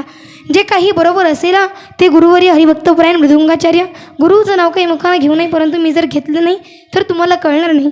माझे गुरुवर्य हरिभक्तपरायण मृदुंगाचार्य दीपकजी महाराज सुद्रिक पाटील व तसेच भागवताचार्य समाज प्रबोधनकार कीर्तन केसरी अनिताताई महाराज सुद्रिक पाटील त्यांचं आहे. आणि जे चुकीचं असेल ते माझ्या बुद्धीचे दोष समजून मला माफ करा. ज्यांना 3 मुली असतील त्यांनी 4थी समजून माफ करा. ज्यांना 2 मुली असतील त्यांनी 3री मुलगी समजून माफ करा. ज्यांना 1 आहे त्यांनी 2री समजून माफ करा. आणि ज्यांना मुलगीच नाही त्यांनी मला दत्तक घ्या. परंतु जे काही चुकीचं असेल ते माझ्या बुद्धीचे दोष समजून या ठिकाणी मला माफ करा. असो आज या ठिकाणी कीर्तनामध्ये रंग भरवण्याचं काम ज्यांनी केलं असे असणारे मृदुंगाचार्य मृदुंग महामेरू हरिभक्त परायण. आता खरं तर त्यांचं नाव मी घ्यावं इतपत माझा अधिकार नाही, कारण की ते माझ्यापेक्षा वयाने ज्ञानाने तपाने सामर्थ्याने सर्व काही याने ते माझ्यापेक्षा मोठे आहेत. परंतु एक कर्तव्य म्हणून त्या ठिकाणी यांचं नाव घेते. हरिभक्त परायण पांडुरंग महाराज सुसऱ्याचेच ना सुसरे सुंदर अशा प्रकारे ज्यांचं वादन आहे, समयासी सादर व्हावे असं ज्यांचं वादन आहे. मला सुंदर असा पखवाज अजून काकांनी महाराजांनी या ठिकाणी साथ केली. अंतकरणापासून त्यांचे या ठिकाणी आभार मानते. व तसेच गायनाचार्य खरं तर सर्वजण माझ्या वडिलांच्या आजोबांच्या वयाचे आहेत. खरंच माझा अधिकार नाही, सर्वजण माझ्यापेक्षा वयाने ज्ञानाने तपाने सामर्थ्याने माझ्यापेक्षा मोठे आहेत आणि मी त्यांच्या नातीसारखी आहे, लेकीसारखी आहे. म्हणून त्यांचं मी काही नाव घ्यावं, परंतु तरी देखील गायनाचार्य हरिभक्तपरायण पांडुरंग महाराज तसेच ज्ञानेश्वर महाराज सर्वांच्या ठिकाणी आभार मानते. व तसेच खरं तर सांगायचं झालं हार्मोनियम वादक बाबा असतील त्यांचे या ठिकाणी आभार मानते. बाबांनी देखील, कारण की या वयामध्ये हार्मोनियम वाजवून सोपं नाही महाराज. आम्हालाच कळतं ते कसं वाजवावं लागतं, फार अवघड असतं. आम्हाला वाजवायचा कटरा येतो, परंतु बाबा 2 तास कीर्तनामध्ये हार्मोनियम वाजवून साथ केली. अंतकरणापासून बाबांचे या ठिकाणी आभार मानते. तसेच खरं तर सांगायचं झालं तर माझा आवाज एवढा मोठा नाही, परंतु माझा आवाज तुमच्यापर्यंत पोहोचवण्याचं काम ज्यांनी केलं. खरं तर सुंदर अशा प्रकारे दादांची सिस्टीम आहे. खरं तर आता आहे नवरात्राचा उत्सव झाला, गणपती श्रावण झाला, आला गणपती झाला का नवरात्र. म्हणजे कीर्तनालाच टाईम नाही, आवाज हा पूर्ण पॅक झाला होता, बोलता येत नव्हतं. परंतु माईक समोर आल्यानंतर तरी थोडाफार आवाज उकलला, काहीच बोलता येत नव्हतं. परंतु सिस्टीमची कृपा माझ्यावरती झाली आणि या ठिकाणी थोडंफार तरी मला बोलता आलं. सुंदर अशा प्रकारे दादांची सिस्टीम आहे. खरं तर त्यांच्या एका सिस्टीमच्या 2 हो, 2च्या 3 हो, 3च्या 4 हो, त्यांच्या सिस्टीममध्ये कुठल्याही प्रकारचा अडथळा येऊ नये अशी माऊली ज्ञानोबा यांच्या चरणी प्रार्थना करते. दादांचे देखील या ठिकाणी आभार मानते. सुंदर अशा प्रकारे त्यांनी सिस्टीम या ठिकाणी लावली. अंतकरणापासून त्यांचेही आभार मानते. व तसेच या ठिकाणी यूट्यूब शूटिंग साऊंड सिस्टीम आल्या काकांची या ठिकाणी लाईव्ह कीर्तनही त्यांनी दाखवलं. म्हणून सर्वांनी जरी आज या ठिकाणी कीर्तन झालं असलं तरी देखील तुम्हाला कधीही कीर्तनाची आठवण झाली, आपल्या सप्ताहामधील श्वेता दिदींचं कीर्तन बघायचं आहे, यूट्यूबवरती फक्त नाव टाका, कीर्तन तुम्हाला यूट्यूबवरती दिसेल त्यांचा. कारण की सर्वांनी कीर्तनाला लाईक करा, शेअर करा, सबस्क्राईब करा. सर्वांनी कीर्तन अवश्य बघा आणि चॅनलचे देखील सबस्क्राईब वाढवा. म्हणून काकांचे त्यांनी देखील कीर्तन या ठिकाणी शूट केलं. दादांचे त्याबद्दलही आभार मानते. व तसेच महत्त्वाचं म्हणजे न हलता न डुलता न डुकली घेता, आणि जरी डुकली घेतली असली तरी मी बघितलं नाही, परंतु माझं कीर्तन तुम्ही श्रवण केलं, तुमची देखील अंतकरणापासून आभार मानते. व तसेच कीर्तनासाठी उपस्थित असणारे हरिभक्त परायण या ठिकाणी आमच्या संस्थेतील विद्यार्थिनी प्राची महाराज वाजे व तसेच प्रतिभा दिदी दरेकर दोघीही उत्कृष्ट असे कीर्तनकार आहेत. एवढं सुंदर कीर्तन त्या देखील करतात. परंतु त्या काही कारणास्तवाने गायक मंडळी होते, वादकही सुंदर होते, खाली बसल्या. सुंदर अशा प्रकारे त्या देखील कीर्तन करतात. त्यांनी देखील खाली बसून कीर्तन रूपी सेवा श्रवण केली.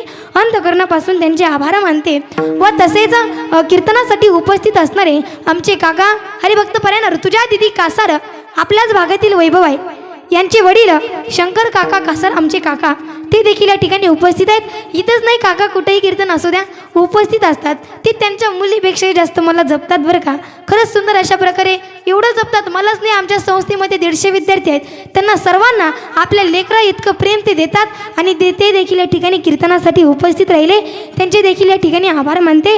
ज्यांच्या हाताला हात धरून चालायला शिकले शास्त्राने माझे वडील, आजोबा, आई, आजी सर्वजण या ठिकाणी उपस्थित आहेत. आणि खरं जर सांगायचं झालं तर हे गाव म्हणजे माझ्या पप्पाच्या मामाचं गाव आणि माझ्या आजोबांच्या देखील मामाचं गाव, म्हणजे दोघांचे मामा इथलेच आहे आणि आमच्या आजीचं माहेर देखील हेच आहे. सर्व पाहुणे मंडळी आहेत, परंतु आमचं काही आम्ही जास्त घेत नाही, कारण की आळंदीला असल्यामुळं लहानपणापासून घरच्यांनी बाहेर शिकायला टाकलं, त्यामुळे जास्त नातेवाईकांचा पण संपर्क येत नाही. परंतु सर्वजण पाहुणेच आहेत. सर्वांचं नाव घेणं या ठिकाणी शक्य नाही, परंतु ज्यांच्यामुळे या ठिकाणी येण्याचा योग आला असे असणारे आमचे बाळू मामा शेळके, संजय मामा शेळके व तसेच विठ्ठल मामा शेळके यांच्या माध्यमातून या ठिकाणी येण्याचा योग मला आला. त्यांचे अंतःकरणापासून आभार मानते. सर्वांचे या ठिकाणी आभार मानते.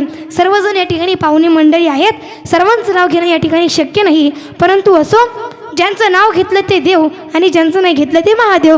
ज्ञानेश्वर माऊली, ज्ञानराज माऊली तुकाराम, ज्ञानेश्वर माऊली